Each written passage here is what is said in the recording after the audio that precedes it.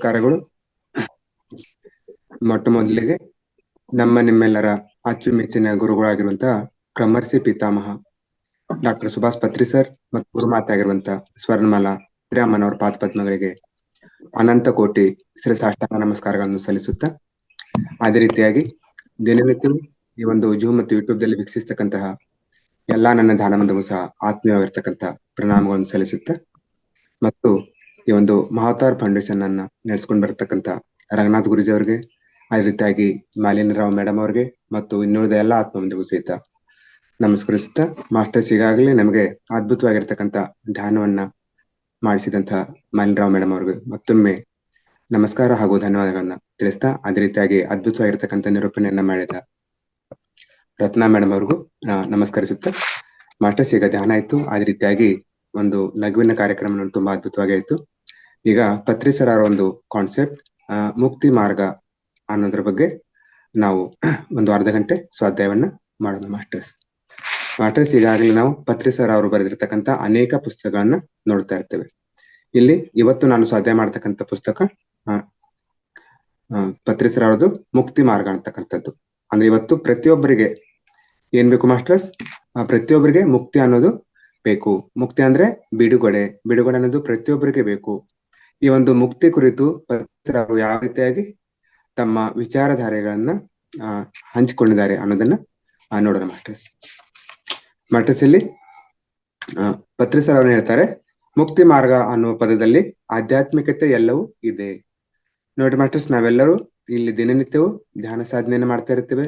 ಅದೇ ರೀತಿಯಾಗಿ ಸ್ವಾಧ್ಯಾಯ ಸಾಧನೆ, ಅದೇ ರೀತಿಯಾಗಿ ಸಜ್ಜನ ಸಾಂಗತ್ಯ. ಅಂದ್ರೆ ನಾವೆಲ್ಲಾ ಸೇರಿರುವುದು ಒಂದು ಆಧ್ಯಾತ್ಮಿಕತೆಯ ಒಂದು ಬಳಗದಲ್ಲಿ. ನಾವು ದಿನನಿತ್ಯವೂ ಆಧ್ಯಾತ್ಮಿಕ ಸಾಧನೆಯಲ್ಲಿ ಇದೆ ಮಾಸ್ಟರ್ಸ್. ಇಲ್ಲಿ ಅದೇ ಏನ್ ಹೇಳ್ತಾರೆ ಅಂದ್ರೆ, ಇಲ್ಲಿ ಮುಕ್ತಿ ಮಾರ್ಗ ಅನ್ನೋದು ಈ ಒಂದು ಪದ ಎಲ್ಲಾ ಆಧ್ಯಾತ್ಮಿಕತೆ ಎಲ್ಲಾ ಅರ್ಥವನ್ನ ಇದು ಒಳಗೊಂಡಿದೆ. ನಾವೆಲ್ಲರೂ ಮುಕ್ತಿಗಾಗಿನೇ ದಿನನಿತ್ಯವೂ ಸಾಧನೆಯನ್ನ ಮಾಡ್ತಾ ಇರ್ತೇವೆ ಅಂತ ಹೇಳ್ತಾರೆ ಮಾಸ್ಟರ್ಸ್. ಇಲ್ಲಿ ಮುಕ್ತಿ ಅನ್ನುವ ಪದ ನೋಡ್ರಿ, ಇದಕ್ಕೆ ಮತ್ತೆ ಪರ್ಯಾಯವಾಗಿರ್ತಕ್ಕಂಥ ಅನೇಕ ಪದಗಳನ್ನ ನಾವು ನೋಡ್ತಾ ಇರ್ತೇವೆ. ಮುಕ್ತಿ ಅನ್ನೋದಕ್ಕೆ ಇಲ್ಲಿ ಮುಕ್ತಿ ಅಂದ್ರೆ ಅದು ಏನು ಯಾರಿಗೂ ತಿಳಿಯದು. ನೋಡ್ರಿ, ಇಲ್ಲಿ ಮುಕ್ತಿ ಅಂದ್ರೆ ನಮ್ಗೆ ಏನು ಗೊತ್ತಿಲ್ಲ, ಯಾರಿಗೂ ತಿಳಿಯದು. ಅದ್ರ ಬಗ್ಗೆ ಮೊಟ್ಟ ಮೊದಲು ಅವನು ಹೇಳ್ತಾರೆ ಅಂದ್ರೆ, ಮುಕ್ತಿ ಬಗ್ಗೆ ನಾವು ಇವತ್ತು ತಿಳಿದುಕೊಳ್ಳೋಣ, ನಂತರ ಅದನ್ನು ಸಾಧಿಸ್ಲಿಕ್ಕೆ ಮಾರ್ಗ ಕುರಿತು ತಿಳಿದುಕೊಳ್ಳೋಣ. ಅಂದ್ರೆ ನೋಡ್ರಿ ಮಾಸ್ಟರ್ಸ್, ಇಲ್ಲಿ ಮುಕ್ತಿ ಆದ್ರೆ ಫಸ್ಟ್ ಅದನ್ನ ನಾವು ತಿಳಿದುಕೊಳ್ಳಬೇಕು. ಯಾವ ರೀತಿಯಾಗಿ ನಾವು ಬಿಡುಗಡೆಯನ್ನ ಹೊಂದ್ಬೇಕು ಈ ಒಂದು ಜೀವನ್ ಮರಣದ ಚಕ್ರದಿಂದ ಆಗಿರ್ಲಿ, ಅಥವಾ ದುಃಖದಿಂದ ಆಗಿರ್ಲಿ, ಅಥವಾ ರೋಗದಿಂದ ಆಗಿರ್ಲಿ, ಅಂದ್ರೆ ಯಾವ ರೀತಿಯಾಗಿ ನಾವು ಬಿಡುಗಡೆಯನ್ನ ಹೊಂದ್ಬೇಕು. ಆಮೇಲೆ ಆ ಬಿಡುಗಡೆಯನ್ನ ಹೊಂದ್ಲಿಕ್ಕೆ ಯಾವ ಮಾರ್ಗವನ್ನ ನಾವು ಹುಡುಕಿಕೊಂಡು ಸಾಧನೆಯನ್ನ ಮಾಡ್ಬೇಕು. ಅಂದ್ರೆ ನೋಡಿ, ಇಲ್ಲಿ ಮುಕ್ತಿ ಮತ್ತು ಮಾರ್ಗ. ಮುಕ್ತಿ ಅಂದರೆ ಏನು ಅದನ್ನ ಮೊದಲು ತಿಳಿದುಕೊಂಡು, ಆಮೇಲೆ ಆ ಮುಕ್ತಿಯನ್ನ ಪಡಿಬೇಕಾದ್ರೆ ಅದಕ್ಕೆ ದಾರಿ ಯಾವುದು ಅನ್ನೋದನ್ನ ನೋಡೋಣ ಮಾಸ್ಟರ್ಸ್.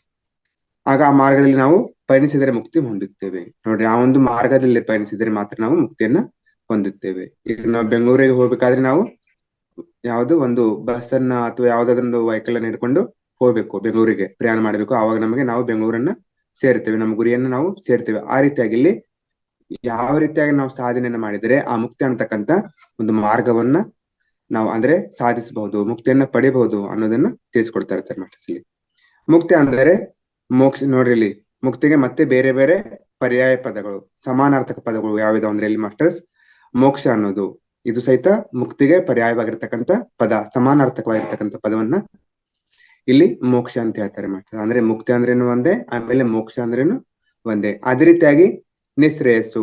ನೋಡ್ರಿ, ನಿಶ್ರೇಯಸ್ಸು ಅಂದ್ರೇನು ಮುಕ್ತಿ, ಆಮೇಲೆ ಅಪವರ್ಗ, ಆಮೇಲೆ ಸಾಲ್ವೇಷನ್ ಅಂದರು ಮತ್ತು ಲಿಬ್ರೇಷನ್ ಅಂದರು. ನೋಡ್ರಿ, ಇಲ್ಲಿ ಮೋಕ್ಷ, ಅದೇ ರೀತಿಯಾಗಿ ಅಪವರ್ಗ, ಆಮೇಲೆ ನಿಶ್ರೇಯಸ್ಸು, ಆಮೇಲೆ ಸಾಲ್ವೇಷನ್ ಮತ್ತು ಲಿಬ್ರೇಷನ್, ಇವೆಲ್ಲವೂ ಸಹ ಮುಕ್ತಿ ಅಂತಕ್ಕಂಥ ಒಂದು ಪದಕ್ಕೆ ಪರ್ಯಾಯವಾಗಿರ್ತಕ್ಕಂಥ ಸಮಾನವಾಗಿರ್ತಕ್ಕಂಥ ಅರ್ಥವನ್ನ ಕೊಡ್ತಕ್ಕಂಥ ಪದಗಳು ಮಾಸ್ಟರ್ಸ್. ಇವೆಲ್ಲೂ ಸಹ ಒಂದೇ ಪದದ ಪರ್ಯಾಯ ಪದಗಳು. ನೋಡ್ರಿ, ಮುಕ್ತಿ ಅಂತಕ್ಕಂಥ ಒಂದೇ ಒಂದು ಪದದ ಪರ್ಯಾಯ ಪದಗಳು ಅಂತ ಹೇಳ್ತಾ ಇರ್ತಾರೆ. ಆಮೇಲೆ ಇಲ್ಲಿ ನಾವು ಸಾಮಾನ್ಯವಾಗಿ ತಿಳಿದುಕೊಳ್ಬೇಕಂದ್ರೆ ಇಲ್ಲಿ ಏನಂತಾರೆ, ಮುಕ್ತಿ ಅಂದರೆ ಬಿಡುಗಡೆ ಹೊಂದುವುದು. ಆಮೇಲೆ ಇಲ್ಲಿ ಯಾವುದರಿಂದ ಬಿಡುಗಡೆಯನ್ನ ನಾವು ಹೊಂದ್ಬೇಕು ಅನ್ನೋದನ್ನ ತಿಳಿದುಕೊಳ್ಳೋಣ ಮಾಸ್ಟರ್ಸ್. ಯಾವುದರಿಂದ ಬಿಡುಗಡೆ ಅಂದ್ರೆ ದುಃಖದಿಂದ ಬಿಡುಗಡೆ. ನೋಡ್ರಿ, ಇದು ಜೀವನ ಅಂದ್ರೆ ಮಾನವ ಜನ್ಮ ಅಂದ್ರೇನೆ ದುಃಖದಿಂದ ಕೂಡಿರುವಂತದ್ದು ಅಂತ ಹೇಳ್ತಾರೆ. ಅಂದ್ರೆ ಇಲ್ಲಿ ನಾವು ದುಃಖದಿಂದ ಬಿಡುಗಡೆಯನ್ನ ಹೊಂದ್ಬೇಕು. ಆಮೇಲೆ ಮನುಷ್ಯ ಯಾವಾಗಲೂ ಆನಂದವಾಗಿ ಜೀವಿಸಬೇಕು.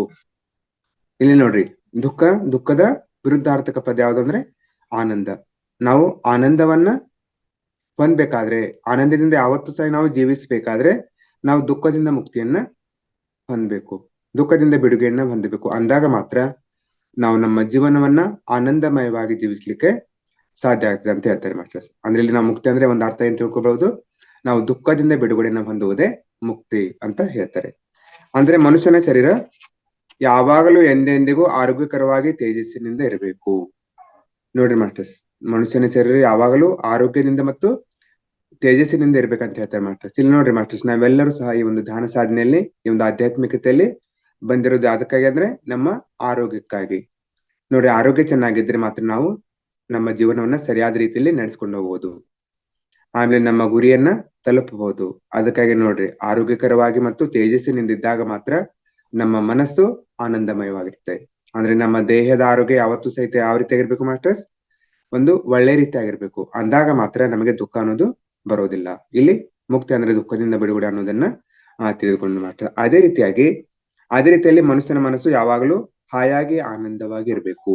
ನೋಡಿ, ನಮ್ಮ ಆರೋಗ್ಯ ಯಾವ ರೀತಿಯಾಗಿ ಚೆನ್ನಾಗಿರ್ಬೇಕು, ಯಾವ ರೀತಿಯಾಗಿ ನಾವು ಲವಲವಿಕೆಯಿಂದ ಕೂಡಿರ್ಬೇಕು, ಅದೇ ರೀತಿಯಾಗಿ ನಮ್ಮ ಮನಸ್ಸು ಯಾವತ್ತೂ ಸಹ ಹಾಯಾಗಿ ಮತ್ತು ಆನಂದವಾಗಿರ್ಬೇಕು. ನೋಡಿ, ಯಾವುದೇ ಸಮಯದಲ್ಲಿ ಅಂದ್ರೆ ನಾವು ವರ್ತಮಾನ ಕಾಲದಲ್ಲಿ ಬದುಕಬೇಕು ಮತ್ತು ಆನಂದವಾಗಿ ಮತ್ತು ಹಾಯಾಗಿ ಜೀವಿಸಬೇಕು.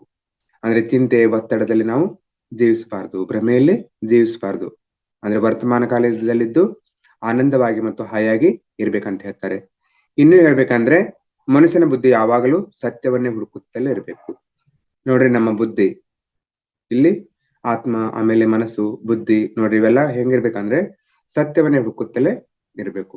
ಅದಕ್ಕಾಗಿನೇ ಪತ್ರಿಸರ್ ಏನ್ ಹೇಳ್ತಾರಂದ್ರೆ ಪ್ರತಿಕ್ಷಣ ಸತ್ಯ ದರ್ಶನ. ನೋಡ್ರಿ, PMCದು ಲೋಗೋ ಏನಂದ್ರೆ ಪ್ರತಿಕ್ಷಣ ಸತ್ಯ ದರ್ಶನ ಅಂತ. ಅಂದ್ರೆ ನಮ್ಮ ಮನಸ್ಸು, ನಮ್ಮ ಬುದ್ಧಿ ಯಾವತ್ತೂ ಸಹ ಸತ್ಯದ ಹುಡುಕಾಟದಲ್ಲಿ ಇರಬೇಕು, ಯಾವತ್ತು ಸಹಿತ ಸತ್ಯವನ್ನೇ ಹುಡುಕುತ್ತಲೇ ಇರಬೇಕು. ನಾವು ಸತ್ಯದ ಹಾದಿಯಲ್ಲೇ ಪಯಣಿಸಬೇಕು. ಇವೆಲ್ಲವೂ ಸಹಿತ ಇಲ್ಲಿ ಮುಕ್ತಿಗೆ ಒಂದು ಮಾರ್ಗ. ನೋಡಿ, ಈ ಮಾರ್ಗದಲ್ಲಿ ನಾವು ನಡಿಬೇಕು, ಅಂದ್ರೆ ಸತ್ಯದ ಮಾರ್ಗದಲ್ಲಿ ನಡಿಬೇಕು ಅಂತ ಹೇಳ್ತಾರೆ. ಯಾವಾಗ ಬುದ್ಧಿ ಸತ್ಯದ ಅರಸುವಿಕೆಯಲ್ಲಿ ಇರೋದು, ಆಗ ಮನಸ್ಸು ಮಲಿನವಾಗಿ ಅಶುಭ್ರವಾಗಿ ಅನೇಕ ರೋಗಗಳನ್ನು ಹೊಂದಿರುತ್ತೇವೆ. ನೋಡಿ, ನಾವು ಯಾವಾಗ ಸತ್ಯದ ಹಾದಿಯಲ್ಲಿ ಇರೋದಿಲ್ಲ, ಸತ್ಯದ ಒಂದು ಅನ್ವೇಷಣೆಯಲ್ಲಿ ಇರೋದಿಲ್ಲ, ಅವಾಗ ನಮ್ಮ ಬುದ್ಧಿ ಅಶುಭ್ರವಾಗಿ ಆಮೇಲೆ ಮಲಿನವಾಗಿ ಹೋಗುತ್ತದೆ. ಅಂತ ಸಮಯದಲ್ಲಿ ನಮ್ಮ ಬುದ್ಧಿ ಮನಸ್ಸು ನಮ್ಮ ಕೈಲಿರ್ಲಿಲ್ಲ ಅಂದ್ರೆ, ನಮ್ಮ ಹಿಡಿತದಲ್ಲಿ ಇರ್ಲಿಲ್ಲ ಅಂದ್ರೆ, ಆವಾಗ ಅನೇಕ ರೋಗಗಳು ನಮ್ಮನ್ನ ಆಕ್ರಮಿಸುತ್ತವೆ. ಅದಕ್ಕಾಗಿ ನೋಡ್ರಿ, ಸತ್ಯದ ಹಾದಿಯಲ್ಲಿ ನಾವು ಪಯಣಿಸಬೇಕು. ಯಾವಾಗ ಮನಸ್ಸು ಮಲಿನವಾಗಿ ಅಶುಭ್ರವಾಗಿರುತ್ತದೋ ಆಗ ಶರೀರ ಅಸ್ವಸ್ಥತೆಗೆ ಒಳಗಾಗಿ ರೋಗಗಳಿಗೆ ಮೂಲವಾಗಿ ನಮಗೆ ಬಹಳಷ್ಟು ದುಃಖಗಳನ್ನು ತರುತ್ತದೆ. ನೋಡ್ರಿ, ನಮ್ಮ ಮನಸ್ಸು ಯಾವತ್ತೂ ಸಹಿತ ಒಳ್ಳೆ ರೀತಿಯಾಗಿರ್ಬೇಕು. ಇಲ್ಲಿ ಏನ್ ಹೇಳ್ತಾರೆ ಅಂದ್ರೆ ಅಶುಭ್ರವಾಗಿದ್ದಾಗ, ಮಲಿನವಾಗಿದ್ದಾಗ ನಾವು ಅನೇಕ ರೋಗಗಳಿಗೆ ಬಲಿ ಆಗುತ್ತೇವೆ. ಅವು ನೋಡ್ರಿ ಅನೇಕ ದುಃಖಗಳು. ನೋಡ್ರಿ ಮಾಸ್ಟರ್ಸ್, ರೋಗಗಳು ಬಂದಾಗ ಏನಾಗುತ್ತೆ, ನಮ್ಮ ಶರೀರ ಸ್ವಸ್ಥ ಇಲ್ದಿದ್ದಾಗ ನಾವು ದುಃಖಕ್ಕೆ ಒಳಪಡುತ್ತೇವೆ. ಅದಕ್ಕಾಗಿ ನೋಡ್ರಿ, ಎಲ್ಲ ಈ ದುಃಖದಿಂದ ಮತ್ತು ರೋಗಗಳಿಂದ ಬಿಡುಗಡೆ ಆಗೋದೇ ಮುಕ್ತಿ. ಇಲ್ಲಿ ನಾವು ಆಧ್ಯಾತ್ಮಿಕತೆಯಲ್ಲಿ ಬರೀ ಜೀವನ್ ಮರಣದ ಚಕ್ರದಿಂದ ಬಿಡುಗಡೆ ಆಗೋದೇ ಕೇವಲ ಮುಕ್ತಿ ಮತ್ತು ಮೋಕ್ಷ ಅಂತ ಹೇಳ್ತೇವೆ ಮಾಸ್ಟರ್ಸ್.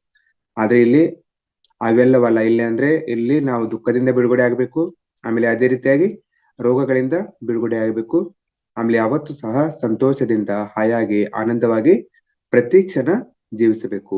ಆಮೇಲೆ ಪ್ರತಿ ಕ್ಷಣ ಸಹಿತ ಸತ್ಯದ ಮಾರ್ಗದಲ್ಲಿ ನಾವು ಇರ್ಬೇಕು. ಅಂದ್ರೆ ಇವೆಲ್ಲವೂ ಸಹ ಈ ಒಂದು ಮುಕ್ತಿಗೆ ಒಳ್ಳೆಯ ಮಾರ್ಗಗಳು ಅಂತ ಹೇಳ್ತಾರೆ.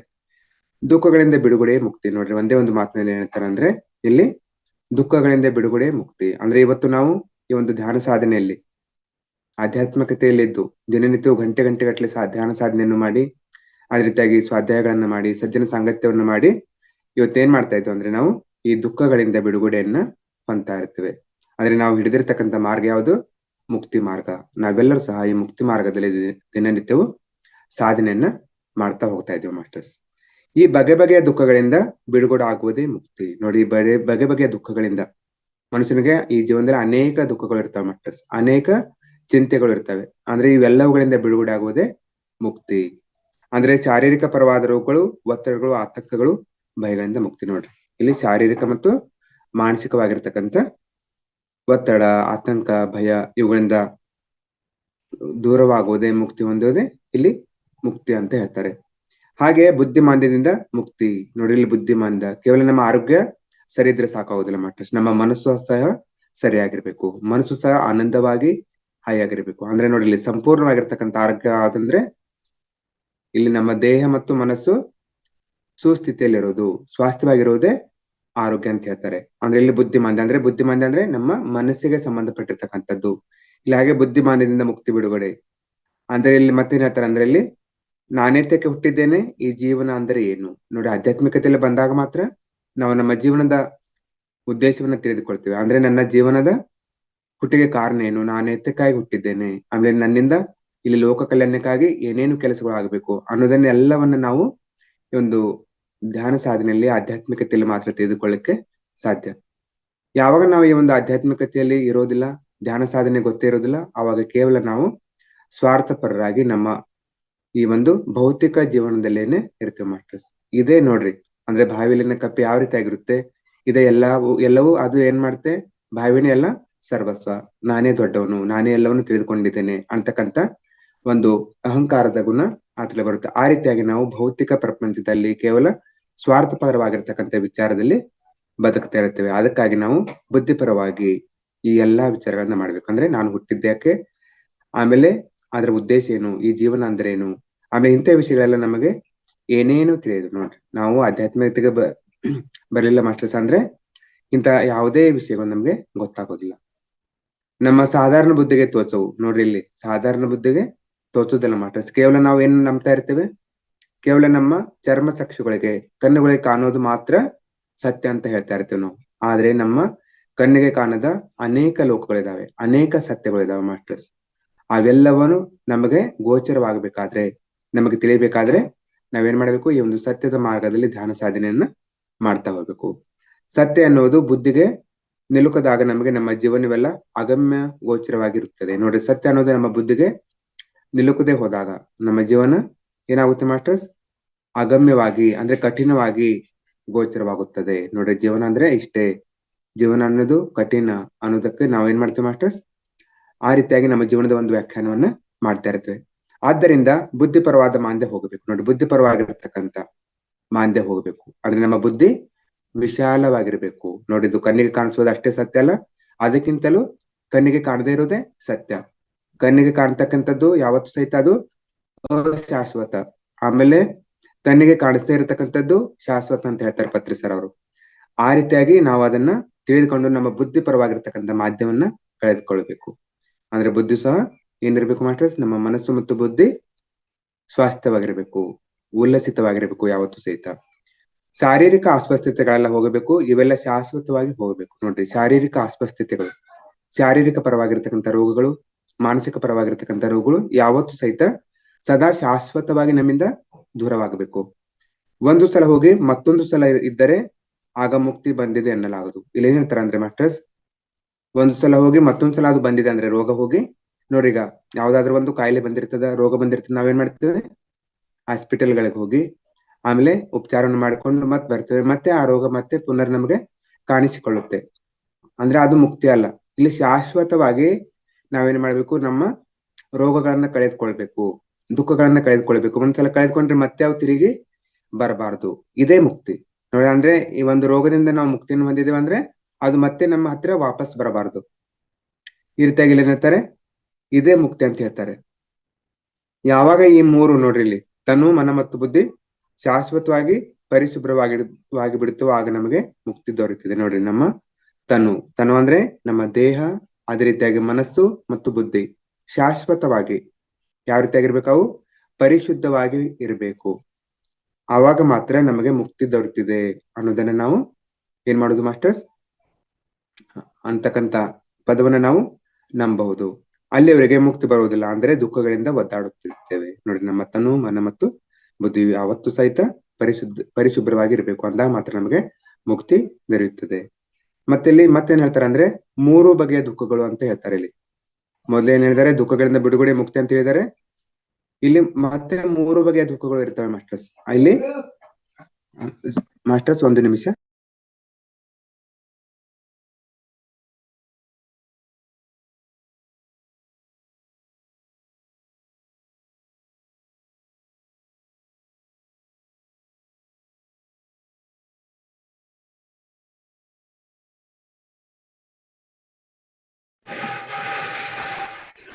ಸಾರಿ ಮಾಸ್ಟರ್ಸ್, ಇಲ್ಲಿ ತ್ರಿವಿಧ ದುಃಖಗಳು ಅಂತ ಹೇಳ್ತಾರೆ ಮಾಸ್ಟರ್ಸ್ ಇಲ್ಲಿ ಕಪಿಲ ಮಹರ್ಷಿಗಳು.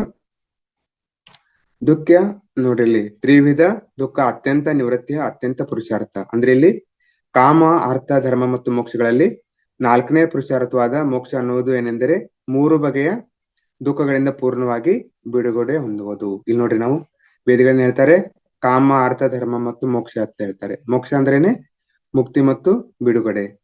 ಇಲ್ಲಿ ನಾವು 3 ಬಗೆಯ ದುಃಖಗಳಿಂದ ಬಿಡುಗಡೆಯನ್ನ ಹೊಂದಬೇಕು. ಆ 3 ಬಗೆಯ ದುಃಖಗಳು ಯಾವುವು ಅಂದ್ರೆ, ಇದನ್ನೇ ಶ್ರೀಕೃಷ್ಣ ಏನ್ ಹೇಳ್ತಾರೆ ಅಂದ್ರೆ ಭಗವದ್ಗೀತೆಯಲ್ಲಿ ಏನ್ ಹೇಳ್ತಾರೆ ಅಂದ್ರೆ ತಮೋಗುಣದಿಂದ ಮುಕ್ತಿಯನ್ನು ಹೊಂದು. ನೋಡಿ, ತಮೋಗುಣ. ಅದೇ ರೀತಿಯಾಗಿ ರಜೋಗುಣದಿಂದ ಕೂಡ ಮುಕ್ತಿಯನ್ನು ಹೊಂದು, ಸಾತ್ವಿಕ ಗುಣದಿಂದ ಕೂಡ ಮುಕ್ತಿ ಹೊಂದು ನಿರ್ಗುಣಿ ಆಗು. ನೋಡ್ರಿ, ಅಂದ್ರೆ ತಮೋಗುಣ, ಅದೇ ರೀತಿಯಾಗಿ ರಜೋಗುಣ ಮತ್ತು ಸಾತ್ವಿಕ ಗುಣ, ಈ 3 ಗುಣಗಳಿಂದ ಮುಕ್ತಿಯನ್ನು ಹೊಂದಿ ನಾವು ನಿರ್ಗುಣಿ ಆಗಬೇಕು. ನೋಡಿ, ಆ ನಿರ್ಗುಣ ಸ್ಥಿತಿಯಲ್ಲಿ ನಾವು ಇರಬೇಕು. ಅದೇ ಮುಕ್ತ ಸ್ಥಿತಿ ಅಂತ ಹೇಳ್ತಾರೆ. ತ್ರೈಗುಣ್ಯ ವಿಷಯ ವೇದ ನಿಸ್ತ್ರೈಗುಣ್ಯ ಭವಾರ್ಜುನ. ಇಲ್ಲ ಅರ್ಜುನನಿಗೆ ಶ್ರೀಕೃಷ್ಣ ಅವ್ರು ಹೇಳ್ತಾರೆ, ನಿನ್ನ 3 ಗುಣಗಳಿಂದ ಕೂಡಿಕೊಂಡಿರುವೆ. ನೋಡಿ, ಪ್ರತಿಯೊಬ್ಬರಲ್ಲಿ 3 ಗುಣಗಳು ಇದ್ದೇ ಇರುತ್ತವೆ. ಇಲ್ಲಿ ಯಾವುದು ತಮೋಗುಣ, ರಜೋಗುಣ ಮತ್ತು ಸಾತ್ವಿಕ ಗುಣ. ಗುಣಾತೀತನಾಗು ಅಂದ್ರೆ ಈ 3 ಗುಣಗಳನ್ನ ದಾಟಿ ಹೋಗು, ಗುಣಾತೀತನಾಗಬೇಕು. 3 ಗುಣಗಳನ್ನು ದಾಟಿ ನಿರ್ಗುಣಿ ಆಗು ಅಂತ ಹೇಳ್ತಾರೆ. ಓ ಅರ್ಜುನ, ಈ 3 ಗುಣಗಳಿಂದ ವಿಮುಕ್ತನಾಗು. ತಮೋಗುಣದಿಂದ, ರಜೋಗುಣದಿಂದ ಮತ್ತು ಸಾತ್ವಿಕ ಗುಣದಿಂದ ಏನಂತ ಮುಕ್ತಿಯನ್ನ ಹೊಂದುವಂತ ಹೇಳ್ತಾರೆ ಮಾಸ್ಟರ್ಸ್.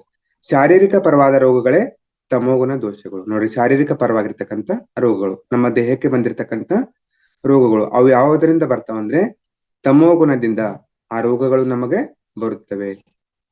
ಆಮೇಲೆ ಮಾನಸಿಕ ಪರವಾದ ರೋಗಗಳೇ ರಜೋಗುಣ. ನೋಡಿ, ರಜೋಗುಣದಿಂದ ಯಾವ ರೋಗಗಳು ಬರ್ತಾವ ಅಂದ್ರೆ ಮಾನಸಿಕ ಪರವಾಗಿರ್ತಕ್ಕಂಥ ರೋಗಗಳು, ಬುದ್ಧಿಮಾಂದ್ಯವಾಗಿರ್ತಕ್ಕಂಥ ರೋಗಗಳು ಬರುತ್ತವೆ ಮಾಸ್ಟರ್ಸ್. ಅದೇ ರೀತಿಯಾಗಿ ಬುದ್ಧಿಪರವಾದ ರೋಗಗಳೇ ಸಾತ್ವಿಕ ಗುಣದೋಷ. ನೋಡಿ, ಇಲ್ಲಿ ಮತ್ತೆ ಬುದ್ಧಿಪರವಾಗಿರ್ತಕ್ಕಂಥ ರೋಗಗಳೇ ಅವು ಸಾತ್ವಿಕ ಗುಣದೋಷಗಳು. ಈ 3 ಸೇರಿ ಎಲ್ಲ ದುಃಖಗಳನ್ನು ಉಂಟು ಮಾಡುತ್ತವೆ. ನೋಡಿ, ಈ 3 ಗುಣಗಳು ತಮೋಗುಣ, ರಜೋಗುಣ ಮತ್ತು ಸಾತ್ವಿಕ ಗುಣ, ಈ 3 ಗುಣಗಳು ನಮಗೆ ದುಃಖವನ್ನ ಉಂಟು ಮಾಡುತ್ತವೆ. ಈ ದುಃಖಗಳಿಂದ ಬಿಡುಗಡೆಯನ್ನು ಹೊಂದಬೇಕಾದ್ರೆ, ಮುಕ್ತಿಯನ್ನು ಹೊಂದಬೇಕಾದ್ರೆ ಯಾವಾಗ ಈ ದೋಷಗಳೆಲ್ಲ ತೊಲಗಿ ಹೋಗುತ್ತೇವೋ ಆಗ ನಮಗೆ ದುಃಖಗಳಿರೋದು. ನೋಡ್ರಿ, ನಮಗಲ್ಲಿ ಈ ತಮೋಗುಣ, ರಜೋಗುಣ ಮತ್ತು ಸಾತ್ವಿಕ ಗುಣಗಳಿಂದ ಬಂದಿರತಕ್ಕಂಥ ದುಃಖಗಳು ಯಾವಾಗ ನಮಗೆ ಇರೋದಿಲ್ಲವೋ ಆವಾಗ ನಮ್ಮ ಹತ್ರ ಯಾವುದೇ ದುಃಖಗಳು ಅಂತ ಇರೋದಿಲ್ಲ. ಅಂದ್ರೆ ಶಾಶ್ವತವಾಗಿರ್ತಕ್ಕಂಥ ನಾವು ಆನಂದವನ್ನ ತಲುತ್ತೇವೆ, ಶಾಶ್ವತವಾಗಿರ್ತಕ್ಕಂಥ ಮುಕ್ತಿಯನ್ನ ನಾವು ಪಡೆಯುತ್ತೇವೆ ಅಂತ ಹೇಳ್ತಾರೆ. ನಾವು ತ್ರಿಗುಣಾತೀತರಾಗುತ್ತೇವೆ. ನೋಡಿ, ತ್ರಿಗುಣಾತೀತ ಅಂದ್ರೆ ಯಾವುದೇ ಗುಣ ಇಲ್ಲ ನಮ್ಮಲ್ಲಿ, ತಮೋಗುಣ ಆಗಿರ್ಲಿ, ರಜೋಗುಣ ಆಗಿರ್ಲಿ ಮತ್ತು ಸಾತ್ವಿಕ ಗುಣ. ಆವಾಗ ನಾವು ದುಃಖರಹಿತ ಸ್ಥಿತಿ ಬರುತ್ತದೆ, ಮುಕ್ತಿ ಹೊಂದುತ್ತೇವೆ. ನೋಡಿ, ಆವಾಗ ಮಾತ್ರ ನಾವು ದುಃಖರಹಿತ ಸ್ಥಿತಿಯನ್ನ ತಲುಪಬಹುದು. ಆಮೇಲೆ 3 ಗುಣಗಳನ್ನ ದಾಟಿ ನಿರ್ಗುಣ. ನೋಡ್ರಿ, ನಿರ್ಗುಣ ಸ್ಥಿತಿಯನ್ನು ಯಾವ ರೀತಿಯಾಗಿ ತಲುಪಬೇಕಂದ್ರೆ ಕೇವಲ ಧ್ಯಾನ ಸಾಧನೆಯಿಂದ ಮಾತ್ರ ಅಂತ ಹೇಳ್ತಾರೆ ಇಲ್ಲಿ ಪತ್ರಿಸರು. ಕೇವಲ ಧ್ಯಾನ ಸಾಧನೆ ಜೊತೆಗೆ ಸ್ವಾಧ್ಯಾಯ ಸಾಧನೆ ಮತ್ತು ಸಜ್ಜನ ಸಾಂಗತ್ಯ ಸಾಧನೆ. ಯಾವಾಗ ನಾವು ನಿತ್ಯ ನಿರಂತರವಾಗಿ ಈ ಒಂದು ಸಾಧನೆಯಲ್ಲಿ ಇರ್ತೇವೆ ಆವಾಗ ತನ್ನಷ್ಟಕ್ಕೆ ತಾನೇ ಈ 3 ಗುಣಗಳನ್ನ ದಾಟಿ ನಾವು ನಿರ್ಗುಣಿ ಆಗುತ್ತೇವೆ. ನೋಡಿ, ಅದಕ್ಕೆ ಹೇಳ್ತಾರೆ ಯಾವಾಗಲೂ ದುಃಖ ಇರಬಾರದು. ಅಂದ್ರೆ ಇಲ್ಲಿ ನೋಡ್ರಿ, ಮುಕ್ತ ಸ್ಥಿತಿ ಅಂದ್ರೆ ದುಃಖ ಇಲ್ಲದೆ ಇರತಕ್ಕಂಥ ಸ್ಥಿತಿನೇ ಮುಕ್ತ ಸ್ಥಿತಿ ಅಂತ ಹೇಳ್ತಾರೆ ಮಾಸ್ಟರ್ಸ್. ಮನುಷ್ಯನಿಗೆ ಯಾವಾಗಲೂ ಕೂಡ ದುಃಖ ಇರಬಾರದು. ನೋಡಿ, ಯಾವಾಗಲೂ ಕೂಡ ದುಃಖ ಇರಬಾರದು, ಶಾರೀರಿಕವಾಗ್ಲಿ, ಮಾನಸಿಕವಾಗಿ ಆಗ್ಲಿ ಮತ್ತು ಬುದ್ಧಿಪರವಾಗಿ ಆಗ್ಲಿ. ಇಲ್ಲಿ ಯಾವಾಗ್ಲೂ ಸಹಿತ ನೋಡ್ರಿ, ಇಲ್ಲಿ ಶಾರೀರಿಕವಾಗಿ ತಮೋಗುಣಕ್ಕೆ ಸಂಬಂಧಪಟ್ಟಿರ್ತಕ್ಕಂಥದ್ದು ಶಾರೀರಿಕ ರೋಗಗಳು, ಆಮೇಲೆ ಇದಕ್ಕೆ ಮಾನಸಿಕಕ್ಕೆ ಸಂಬಂಧಪಟ್ಟದ್ದು ರಜೋಗುಣದ ರೋಗಗಳು ಮತ್ತು ಬುದ್ಧಿಗೆ ಸಂಬಂಧಪಟ್ಟದ್ದು ಸಾತ್ವಿಕ ಗುಣಕ್ಕೆ ಸಂಬಂಧಪಟ್ಟಿರ್ತಕ್ಕಂಥದ್ದು. ಅಂದ್ರೆ ನೋಡ್ರಿ, ಈ 3 ಗುಣಗಳಿಂದ ನಾವು ನಿರ್ಗುಣಿ ಆಗಬೇಕು. ಶಾರೀರಿಕ ಪರವಾಗಿ ಅಂದ್ರೆ ತಲೆನೋವಿನಿಂದ ಹಿಡಿದು ಕ್ಯಾನ್ಸರ್ ವರೆಗೆ ಯಾವ ರೋಗಗಳು ಬರಕೂಡದು. ನೋಡ್ರಿ, ಇಲ್ಲಿ ಶಾರೀರಿಕ ಪರವಾದಂತ ರೋಗಗಳು ನೋಡಂದ್ರೆ ಮೇಡಮ್ ವಾಯ್ಸ್ ಸರಿಯಾಗಿ ಕೇಳಿಸ್ತಾ ಇದೆಯಲ್ರಿ? ಸರ್ ಕಡಿಮೆ ಕೇಳಿಸ್ತಿದೆ ಸ್ವಲ್ಪ. ಇಲ್ಲ, ಕೇಳಿಸಿದೆ ಮ್ಯಾಮ್, ಸರಿಯಾಗಿ ಬರ್ತಿದೆ. ಹಾ,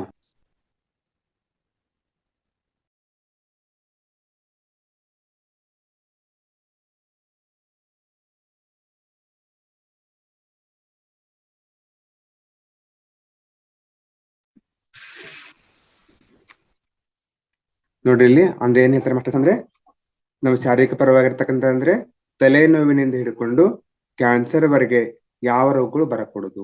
ಅಂದ್ರೆ ನಾವು ನೋಡ್ರಿ ನಮ್ಮ ಹತ್ರ ಯಾವುದೇ ರೋಗಗಳು ಬರಕೂಡದು, ನಾವು ಸ್ವಸ್ಥರಾಗಿರ್ಬೇಕು ಅಂತ ಹೇಳ್ತಾರೆ. ಆಮೇಲೆ ಮಾನಸಿಕ ಪರವಾದ ರೋಗಗಳು ಅಂದ್ರೆ ಇಲ್ಲಿ ನೋಡ್ರಿ MBBS ಸೀಟು ದೊರಕದಿದ್ರೆ ಆತ್ಮಹತ್ಯೆ ಮಾಡಿಕೊಳ್ಳುವುದು. ಅಂದ್ರೆ ನೋಡ್ರಿ ಎಷ್ಟೋ ಸಮಸ್ಯೆಗಳು ಜೀವನದಲ್ಲಿ ಬರ್ತಾ ಇರ್ತವೆ ಮಾಸ್ಟರ್ಸ್. ಅಂತ ಸಮಸ್ಯೆಗಳಿಗೆ ಮನೆ ನೊಂದ್ಕೊಂಡು ಏನ್ ಮಾಡ್ತೇವೆ ನಾವು ಆತ್ಮಹತ್ಯೆ ವಿಚಾರವನ್ನ ಮಾಡ್ತಾ ಇರ್ತೇವೆ. ನೋಡಿ ಇಲ್ಲಿ ಆತ್ಮಹತ್ಯೆ ವಿಚಾರವನ್ನ ಮಾಡ್ಕೊಳ್ಳೋದಂದ್ರೆ ಅದು ಮನಸ್ಸಿಗೆ ಸಂಬಂಧಪಟ್ಟಿರ್ತಕ್ಕಂಥದ್ದು. ಅಂದ್ರೆ ಅಂತ ವಿಚಾರಗಳನ್ನ ಮಾಡಕೂಡದು ಅಂತ ಹೇಳ್ತಾರೆ. ಯಾರಾದ್ರೂ ಅವಮಾನಿಸಿದರೆ ಕುಗ್ಗಿ ಹೋಗೋದು. ನೋಡ್ರಿ ಯಾರಾದ್ರೂ ಅವಮಾನಿಸಿದ್ರೆ ಏನ್ ಮಾಡ್ತಾರೆ, ಕುಗ್ಗಿ ಹೋಗೋದು. ಆಮೇಲೆ ಅದನ್ನೇ ವಿಚಾರ ಮಾಡಿ ಮತ್ತೆ ಅಳುತ್ತಾ ಕುಳಿತುಕೊಳ್ಳೋದು, ಈ ರೀತಿಯಾಗಿ ಮಾಡಕೂಡದು. BP ತಂದುಕೊಳ್ಳೋದು, ಇವೆಲ್ಲವೂ ಕೂಡ ಇರಬಾರದು. ನೋಡ್ರಿ ಇಲ್ಲಿ ಮಾನಸಿಕ ಪರವಾಗಿ ನಾವೇನಿರ್ಬೇಕು, ಸದೃಢವಾಗಿರ್ಬೇಕು ಅಂತ ಹೇಳ್ತಾರೆ. ಆಮೇಲೆ ಇಲ್ಲಿ ಬುದ್ಧಿಮಾಂದ್ಯತೆ ಇರಬಾರದು, ಅಂದ್ರೆ ಏಕಾಗ್ರ ಶಕ್ತಿ ಹೊಂದಿರಬೇಕು. ನೋಡ್ರಿ ಬುದ್ಧಿಮಾಂದ್ಯತೆ ಅಂದ್ರೆ ಚಂಚಲತೆ, ಮನಸ್ಸು ಸ್ಥಿರವಾಗಿ ಇರುವುದಿಲ್ಲ, ಯಾವತ್ತು ಸಹಿತ ದ್ವಂದ್ವ ಭಾವನೆ ಇರುತ್ತದೆ ಮಾಸ್ಟರ್ಸ್. ಅದಕ್ಕಾಗಿನೇ ನಮ್ಮಲ್ಲಿ ಏಕಾಗ್ರತೆ ಇರಬೇಕು, ಏಕಾಗ್ರತೆಯನ್ನ ನಾವು ಹೆಚ್ಚಿಸ್ಕೊಳ್ಬೇಕು. ಆಮೇಲೆ ಜ್ಞಾಪಕ ಶಕ್ತಿ ಚೆನ್ನಾಗಿರ್ಬೇಕು.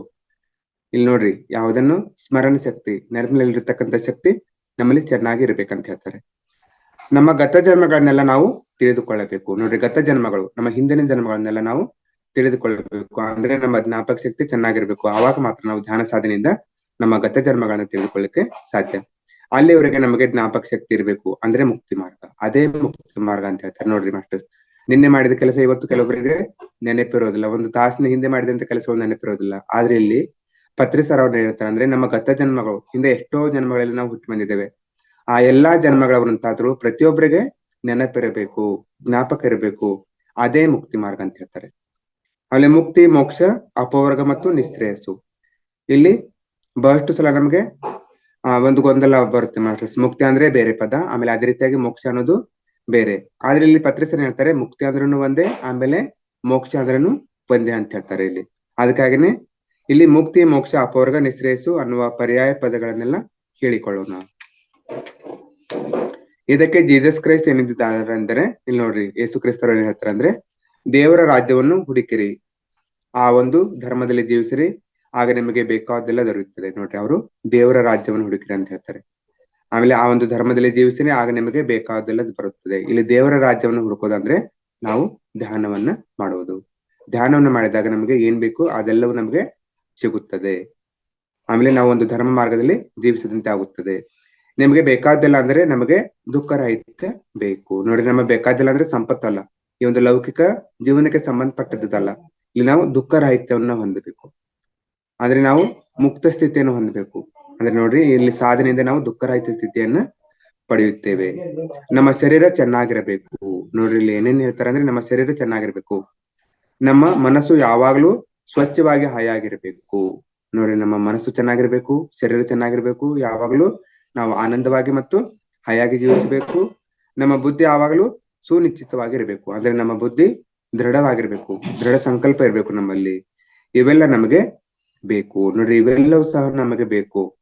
ನಿಮಗೆ ಬೇಕಾದ್ದೆಲ್ಲ ಬರುತ್ತವೆ ಎಂದಿದ್ದಾರೆ. ನೋಡ್ರಿ, ಅಂದ್ರೆ ನಾವು ಧ್ಯಾನ ಸಾಧನೆಯನ್ನು ಮಾಡಿದಾಗ ಇವೆಲ್ಲವೂ ನಮಗೆ ಬರುತ್ತವೆ. ಇಲ್ಲಿ ಮುಕ್ತಿಗೆ ಯಾವ ಮಾರ್ಗ? ಧ್ಯಾನನೇ ಮಾರ್ಗ. ಆದ್ದರಿಂದ ಮುಕ್ತಿ ಎಂದರೆ ಈ 3 ಬಗೆಯ ರೋಗಗಳಿಂದ ವಿಮುಕ್ತಿ ಹೊಂದುವುದು. ನೋಡ್ರಿ, 3 ಬಗೆಯ ರೋಗಗಳು ಯಾವ ಮಾಸ್ಟರ್ಸ್ ಅಂದ್ರೆ, ತಮೋಗುಣ, ರಜೋಗುಣ ಮತ್ತು ಸಾತ್ವಿಕ ಗುಣಕ್ಕೆ ಸಂಬಂಧಪಟ್ಟಿರ್ತಕ್ಕಂಥ ರೋಗಗಳಿಂದ ಮುಕ್ತಿಯನ್ನು ಹೊಂದುವುದು. ಅದೇ ಮುಕ್ತಿ ಮಾರ್ಗ. ದೂರವಾಗುವುದು, ಶಾಶ್ವತವಾಗಿ ಇವು ಇಲ್ಲವಾಗಿ ಹೋಗುದು. ನೋಡಿ, ಶಾಶ್ವತವಾಗಿ ಅಂದ್ರೆ ಯಾವುದೇ ರೋಗಗಳು ಇರ್ಲಿ, ತಲೆನೋವಿನಿಂದ ಹಿಡ್ಕೊಂಡು ಕ್ಯಾನ್ಸರ್ ವರೆಗೆ, ಅಥವಾ ಮಾನಸಿಕಕ್ಕೆ ಸಂಬಂಧಪಟ್ಟಂತ ರೋಗಗಳು, ಅಥವಾ ಬುದ್ಧಿಮಾಂದ್ಯತೆಗೆ ಸಂಬಂಧಪಟ್ಟಿರ್ತಕ್ಕಂಥ ರೋಗಗಳು ಶಾಶ್ವತವಾಗಿ ಹೋಗಿ ಆ ಒಂದು ನಿರ್ಗುಣ ಸ್ಥಿತಿಯನ್ನು ತಲುಪುವುದೇ ಮುಕ್ತಿ ಮಾರ್ಗ. ಈಗ ಮುಕ್ತಿ ಅನ್ನುವ ಪದ ಒಂದೇ ಪದ ಅಲ್ಲದೆ ಮತ್ತೆ 2 ಪದಗಳನ್ನ ತಿಳಿದುಕೊಳ್ಳು. ನೋಡ್ರಿ, ಮುಕ್ತಿ ಜೊತೆಗೆ ಮತ್ತೆ 2 ಪದಗಳನ್ನ ಇಲ್ಲಿ ಹೇಳ್ತಾರೆ. ಅಂದ್ರೆ ನೋಡ್ರಿ, ಕೇವಲ ನಾವು ವೈಯಕ್ತಿಕವಾಗಿ ತಿಳಿದುಕೊಂಡು, ಅಂದ್ರೆ ನಾವು ಯಾವ ರೀತಿಯಾಗಿ ದುಃಖದಿಂದ ಹೊರಗಡೆ ಬರಬೇಕು. ಆದ್ರೆ ಇಲ್ಲಿ ಕೇವಲ ಇಲ್ಲಿ ನಮ್ಮ ವೈಯಕ್ತಿಕ ಸಾಧನೆ ಆಯ್ತು ಮಾಸ್ಟರ್. ಇಲ್ಲಿ ವೈಯಕ್ತಿಕ ಸಾಧನೆ ಆದ್ಮೇಲೆ ಮತ್ತೇನ್ ಹೇಳ್ತಾರೆ ಇಲ್ಲಿ ಪತ್ರಿ ಸರ್ ಅವರು, ಮುಕ್ತಿಯ ಜೊತೆಗೆ ಪರಿಮುಕ್ತಿ ಮತ್ತು ಮಹಾಪರಿಮುಕ್ತಿ, ಈ 2 ಪದಗಳನ್ನ ಇಲ್ಲಿ ಹೇಳ್ತಾರೆ. ಅಂದ್ರೆ ಈಗ ನಾವು ಇಲ್ಲಿ ದುಃಖರಾಹಿತ್ಯ ಸ್ಥಿತಿಯಿಂದ ನಾವು ವೈಯಕ್ತಿಕವಾಗಿ ಸಾಧನೆಯನ್ನು ಮಾಡಿ ಹೊರಗಡೆ ಬಂದಿದ್ದೀವಿ ಮಾಸ್ಟರ್ಸ್. ಹೊರಗಡೆ ಬಂದಾಗ ಅವ್ರು ಹೇಳ್ತಾರೆ ಅಂದ್ರೆ ನಾವು ಪರಿಮುಕ್ತಿಗಾಗಿ ಸಾಧನೆಯನ್ನ ಮಾಡಬೇಕು. ಇಲ್ಲಿ ಪರಿಮುಕ್ತಿಗಾಗಿ ಸಾಧನೆಯನ್ನ ಮಾಡ್ಬೇಕಂದ್ರೆ ನಮ್ಮ ಸುತ್ತಮುತ್ತಲಿನ ಜನರಿಗೆ ನಾವು ಈ ಒಂದು ಧ್ಯಾನ ಸಾಧನೆಯನ್ನ ಹೇಳಿಕೊಡ್ಬೇಕು. ಅಂದ್ರೆ ಅದು ಪರಿಮುಕ್ತಿ. ಅಂದ್ರೆ ನಾವು ಯಾವ ರೀತಿಯಾಗಿ ದುಃಖದಿಂದ ಹೊರಗಡೆ ಬಂದಿದ್ದೇವೆ ಅದೇ ರೀತಿಯಾಗಿ ನಮ್ಮ ಸುತ್ತಮುತ್ತಲಿರ್ತಕ್ಕಂಥ ಜನರು ಸಹ ದುಃಖದಿಂದ ಹೊರಗಡೆ ಬರಬೇಕು. ದುಃಖದಿಂದ ಹೊರಗಡೆ ಬರ್ಬೇಕಂದ್ರೆ ಅವ್ರು ಸಹಿತ ಏನ್ ಮಾಡ್ಬೇಕು ಮಾಸ್ಟರ್ಸ್? ಎಲ್ಲ ಕಡೆಗೆ ಧ್ಯಾನ ಪ್ರಚಾರವನ್ನ ಮಾಡಬೇಕು.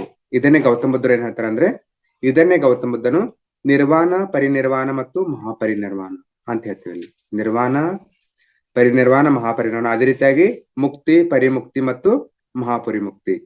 ನಿರ್ವಾಣ ಅಂದ್ರೆ ದುಃಖರಾಹಿತ್ಯ. ನೋಡಿ, ನಿರ್ವಾಣ ಅಂದ್ರೆ ದುಃಖರಾಹಿತ್ಯ. ಮುಕ್ತಿ ಅಂದ್ರೆ ಮೋಕ್ಷ ಅಂದ್ರೇನು? ದುಃಖರಾಹಿತ್ಯ. ಪರಿನಿರ್ವಾಣ ಅಂದ್ರೆ ಒಳ್ಳೆಯ ದುಃಖರಾಹಿತ್ಯ. ಮಹಾಪರಿನಿರ್ವಾಣ ಅಂದ್ರೆ ಅತ್ಯಂತ ಒಳ್ಳೆಯದಾದ ದುಃಖರಾಹಿತ್ಯ. ಅದೇ ರೀತಿಯಾಗಿ ಇಲ್ಲಿ ಮುಕ್ತಿ ಪರಿಮುಕ್ತಿ ಬಗ್ಗೆ ತಿಳಿದುಕೊಳ್ಳೋದಾದ್ರೆ, ಆದ್ದರಿಂದ ನಿರ್ವಾಣ, ಪರಿನಿರ್ವಾಣ, ಮಹಾಪರಿನಿರ್ವಾಣ ಅಥವಾ ಮುಕ್ತಿ, ಪರಿಮುಕ್ತಿ, ಮಹಾಪರಿಮುಕ್ತಿ. ನೋಡ್ರಿ, ಇವೆಲ್ಲವೂ ಒಂದೇ ಅರ್ಥವನ್ನು ಹೊಂದಿರತಕ್ಕಂಥ ಪದಗಳು. ಈ ಮೂರನ್ನು ಕುರಿತು ನಾವು ವಿಶೇಷವಾಗಿ ತಿಳಿದುಕೊಳ್ಳೋಣ. ನೋಡ್ರಿ, ಈ ಮೂರು ಪದಗಳು ಮುಕ್ತಿ, ಪರಿಮುಕ್ತಿ ಮತ್ತು ಮಹಾಪರಿಮುಕ್ತಿಗಳು ಏನ್ ತಿಳಿಸ್ತಾವ ಅಂದ್ರೆ ಮಾಸ್ಟರ್ಸ್, ನಾವು ನಮ್ಮ ಸ್ವಂತ ಜೀವನದಲ್ಲಿ ಶಾರೀರಿಕ ಪರವಾದ ದುಃಖಗಳು ಯಾವುವು ಇಲ್ಲದಂತೆ, ಮಾನಸಿಕ ದುಃಖಗಳು ಯಾವುವು ಇಲ್ಲದಂತೆ, ಬುದ್ಧಿಪರವಾದ ಅಸ್ವಸ್ಥತೆಗಳು ಯಾವುವು ಇಲ್ಲದಂತೆ ಇದ್ದರೇನೆ ನಾವು ಮುಕ್ತಿ ಹೊಂದಿದಂತೆ, ನಿರ್ವಾಣ ಹೊಂದಿದಂತೆ. ಆದ್ರೆ ಈಗಾಗಲೇ ತಿಳಿದುಕೊಂಡಂತೆ ನಾವು ಮೂರೂ ಗುಣಗಳಿಂದ, ತಮೋಗುಣ, ರಜೋಗುಣ ಮತ್ತು ಸಾತ್ವಿಕ ಗುಣದಿಂದ ಹೊರಗಡೆ ಬಂದು ಯಾವಾಗ ನಾವು ನಿರ್ಗುಣ ಸ್ಥಿತಿಯನ್ನು ತಲುಪುತ್ತೇವೆ ಆವಾಗ ನಾವು ಒಬ್ಬರು ಮಾತ್ರ ಮುಕ್ತಿಯನ್ನ ಸಾಧಿಸ್ಲಿಕ್ಕೆ ಸಾಧ್ಯ ಆಗುತ್ತೆ ಮಾಸ್ಟರ್ಸ್. ಈಗ ನಾವು ಪರಿಮುಕ್ತಿಯನ್ನು ಹೊಂದಬೇಕಾದ್ರೆ ನಾವು ನಿರ್ವಾಣ ಹೊಂದಿದ ಮೇಲೂ ನಮ್ಮ ಸುತ್ತಮುತ್ತಲಿನವರು ದುಃಖಿಸುತ್ತಿದ್ದರೆ ನಮಗೆ ಸ್ವಲ್ಪವೂ ಚೆನ್ನಾಗಿರೋದಿಲ್ಲ. ನೋಡ್ರಿ, ಇಲ್ಲಿ ಕೇವಲ ನಾವು ಒಬ್ರು ಧ್ಯಾನ ಸಾಧನೆಯನ್ನು ಮಾಡಿ ನಾವು ಕೇವಲ ಸ್ವಸ್ಥರಾಗಿ, ಆರೋಗ್ಯತರಾಗಿ, ಆಮೇಲೆ ಆನಂದವಾಗಿ, ಹಾಯಾಗಿ ಜೀವನವನ್ನ ನಡೆಸಿದ್ರೆ ಸಾಕಾಗೋದಿಲ್ಲ, ಒಂದ್ ಸ್ವಲ್ಪವೂ ಚೆನ್ನಾಗಿರೋದಿಲ್ಲ ಅಂತ ಪತ್ರಿ ಸರ್ ಅವ್ರು ಹೇಳ್ತಾರೆ. ಹಾಗಿರುವಾಗ ಆ ಸುತ್ತಮುತ್ತಲಿನವರ ದುಃಖ ನಮ್ಮ ದುಃಖವಾಗಿ ಪರಿಣಮಿಸುತ್ತದೆ.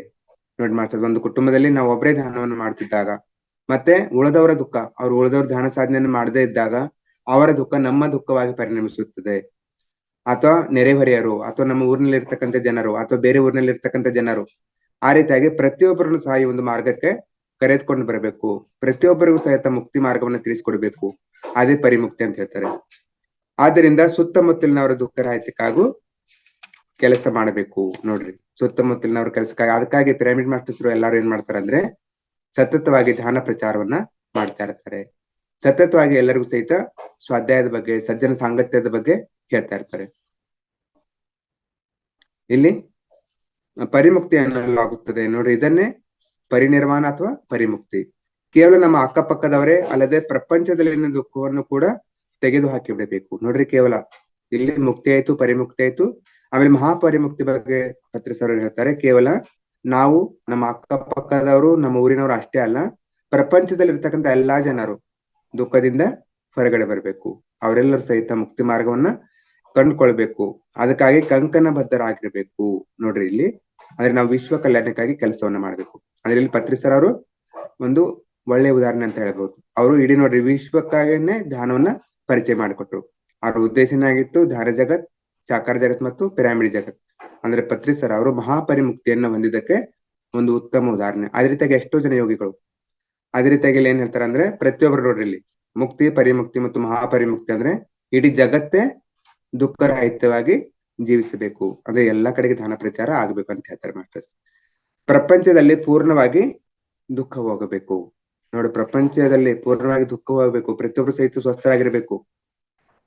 ಪ್ರಪಂಚದಲ್ಲಿ ದುಃಖ ಅವರ ದುಃಖ, ಆದ್ದರಿಂದ ಅವರ ದುಃಖದಿಂದ ದೂರವಾಗಿ ಹೋಗ್ಬೇಕಾದ್ರೆ ಪ್ರಪಂಚದಲ್ಲಿನ ಒಟ್ಟು ದುಃಖವೆಲ್ಲ ಹೋಗ್ಬೇಕು. ಅಂದ್ರೆ ಎಲ್ಲಾರು, ಪ್ರತಿಯೊಂದು ಜೀವ ಸಹಿತ ಆನಂದವಾಗಿ ಜೀವಿಸಬೇಕು, ದುಃಖರಹಿತವಾಗಿ ಜೀವಿಸಬೇಕು, ಸಂಪೂರ್ಣ ಆರೋಗ್ಯದಿಂದ ಜೀವಿಸಬೇಕು. ಆಗ್ಲೇ ಅವರ ದುಃಖ ಹೋಗುತ್ತದೆ. ನೋಡಿ, ಎಲ್ಲರಿಗೆ ಈ ಒಂದು ಜ್ಞಾನ ತಿಳಿದಾಗ ಮಾತ್ರ ಈ ಒಂದು ದುಃಖ ಹೋಗ್ಲಿಕ್ಕೆ ಸಾಧ್ಯ ಆಗುತ್ತೆ. ಆದ್ದರಿಂದ ವ್ಯಕ್ತಿಪರವಾಗಿ ನಮ್ಮಿಂದ ದುಃಖ ಹೋದ್ರೆ ಮುಕ್ತಿ. ನೋಡಿ, ವ್ಯಕ್ತಿಪರವಾಗಿ ಕೇವಲ ನಾವು ಮಾತ್ರ ಧ್ಯಾನ ಸಾಧನೆ ಮಾಡ್ತಾ ಇದ್ದೇವೆ, ಆಮೇಲೆ ನಾವು ದುಃಖರಹಿತ ಸ್ಥಿತಿಯನ್ನು ತಲುಪಿದ್ದೇವೆ ಅಂದ್ರೆ ಅದು ಕೇವಲ ಮುಕ್ತಿ. ಆಮೇಲೆ ಎರಡನೇದ್ದು, ನಮ್ಮ ಅಕ್ಕಪಕ್ಕದವರ ದುಃಖ ಹೋದ್ರೆ ನಮಗೆ ಪರಿಮುಕ್ತಿ. ಆಮೇಲೆ ಪ್ರಪಂಚದಲ್ಲಿನ ದುಃಖವೆಲ್ಲ ತೊಲಗಿ ಹೋದ್ರೆ ಅದು ನಮಗೆ ಮಹಾಪರಿಮುಕ್ತಿ.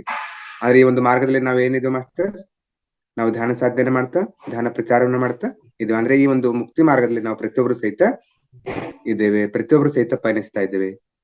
ಸ್ವತಃ ತಿಳಿದುಕೊಂಡ ನಂತರ ಎಲ್ಲರಿಗೂ ತಿಳಿಸುವ ಧರ್ಮ ಬಂದಿರುತ್ತದೆ. ನೋಡಿ ಮಾಡಿ, ಸ್ವತಃ ನಾವು ತಿಳಿದುಕೊಂಡಾಗ ಮತ್ತೆ ನಮಗೆ ತಿಳಿದಂತ ಜ್ಞಾನವನ್ನ ಮತ್ತೆ ಬೇರೆದವರಿಗೆ ತಿಳಿಸುವುದು ಅದು ಸಹಿತ ಒಂದು ಧರ್ಮ. ಅದನ್ನೇ ಏನ್ ಹೇಳ್ತಾರಂದ್ರೆ ತೀರ್ಥಂಕರ ಗೋತ್ರ ಬಂಧಂ ಅನ್ನುತ್ತಾರೆ. ಅದಕ್ಕೇನಂತ ಕರೀತಾರೆ ಅಂದ್ರೆ ತೀರ್ಥಂಕರ ಗೋತ್ರ ಬಂಧಂ. ತೀರ್ಥಂಕರ ಅಂದ್ರೆ ಟೀಚರ್. ಇಲ್ಲಿ ಆ ಟೀಚರ್ಗೆ ಟೀಚಿಂಗ್ ಮಾಡದಿದ್ರೆ ದುಃಖ ಬರುತ್ತದೆ. ನೋಡ್ರಿ, ತೀರ್ಥಂಕರ ಗೋತ್ರ ಬಂಧದಲ್ಲಿ ತೀರ್ಥಂಕರ ಅಂದ್ರೆ ಟೀಚರ್ ಅಂದ್ರೆ ಶಿಕ್ಷಕ. ಆ ಶಿಕ್ಷಕ ತನಗೆ ತಿಳಿದಂತ ಜ್ಞಾನವನ್ನ ಬೋಧನೆ ಮಾಡದೇ ಇದ್ರೆ ಅವನಿಗೆ ದುಃಖ ಬರುತ್ತದೆ.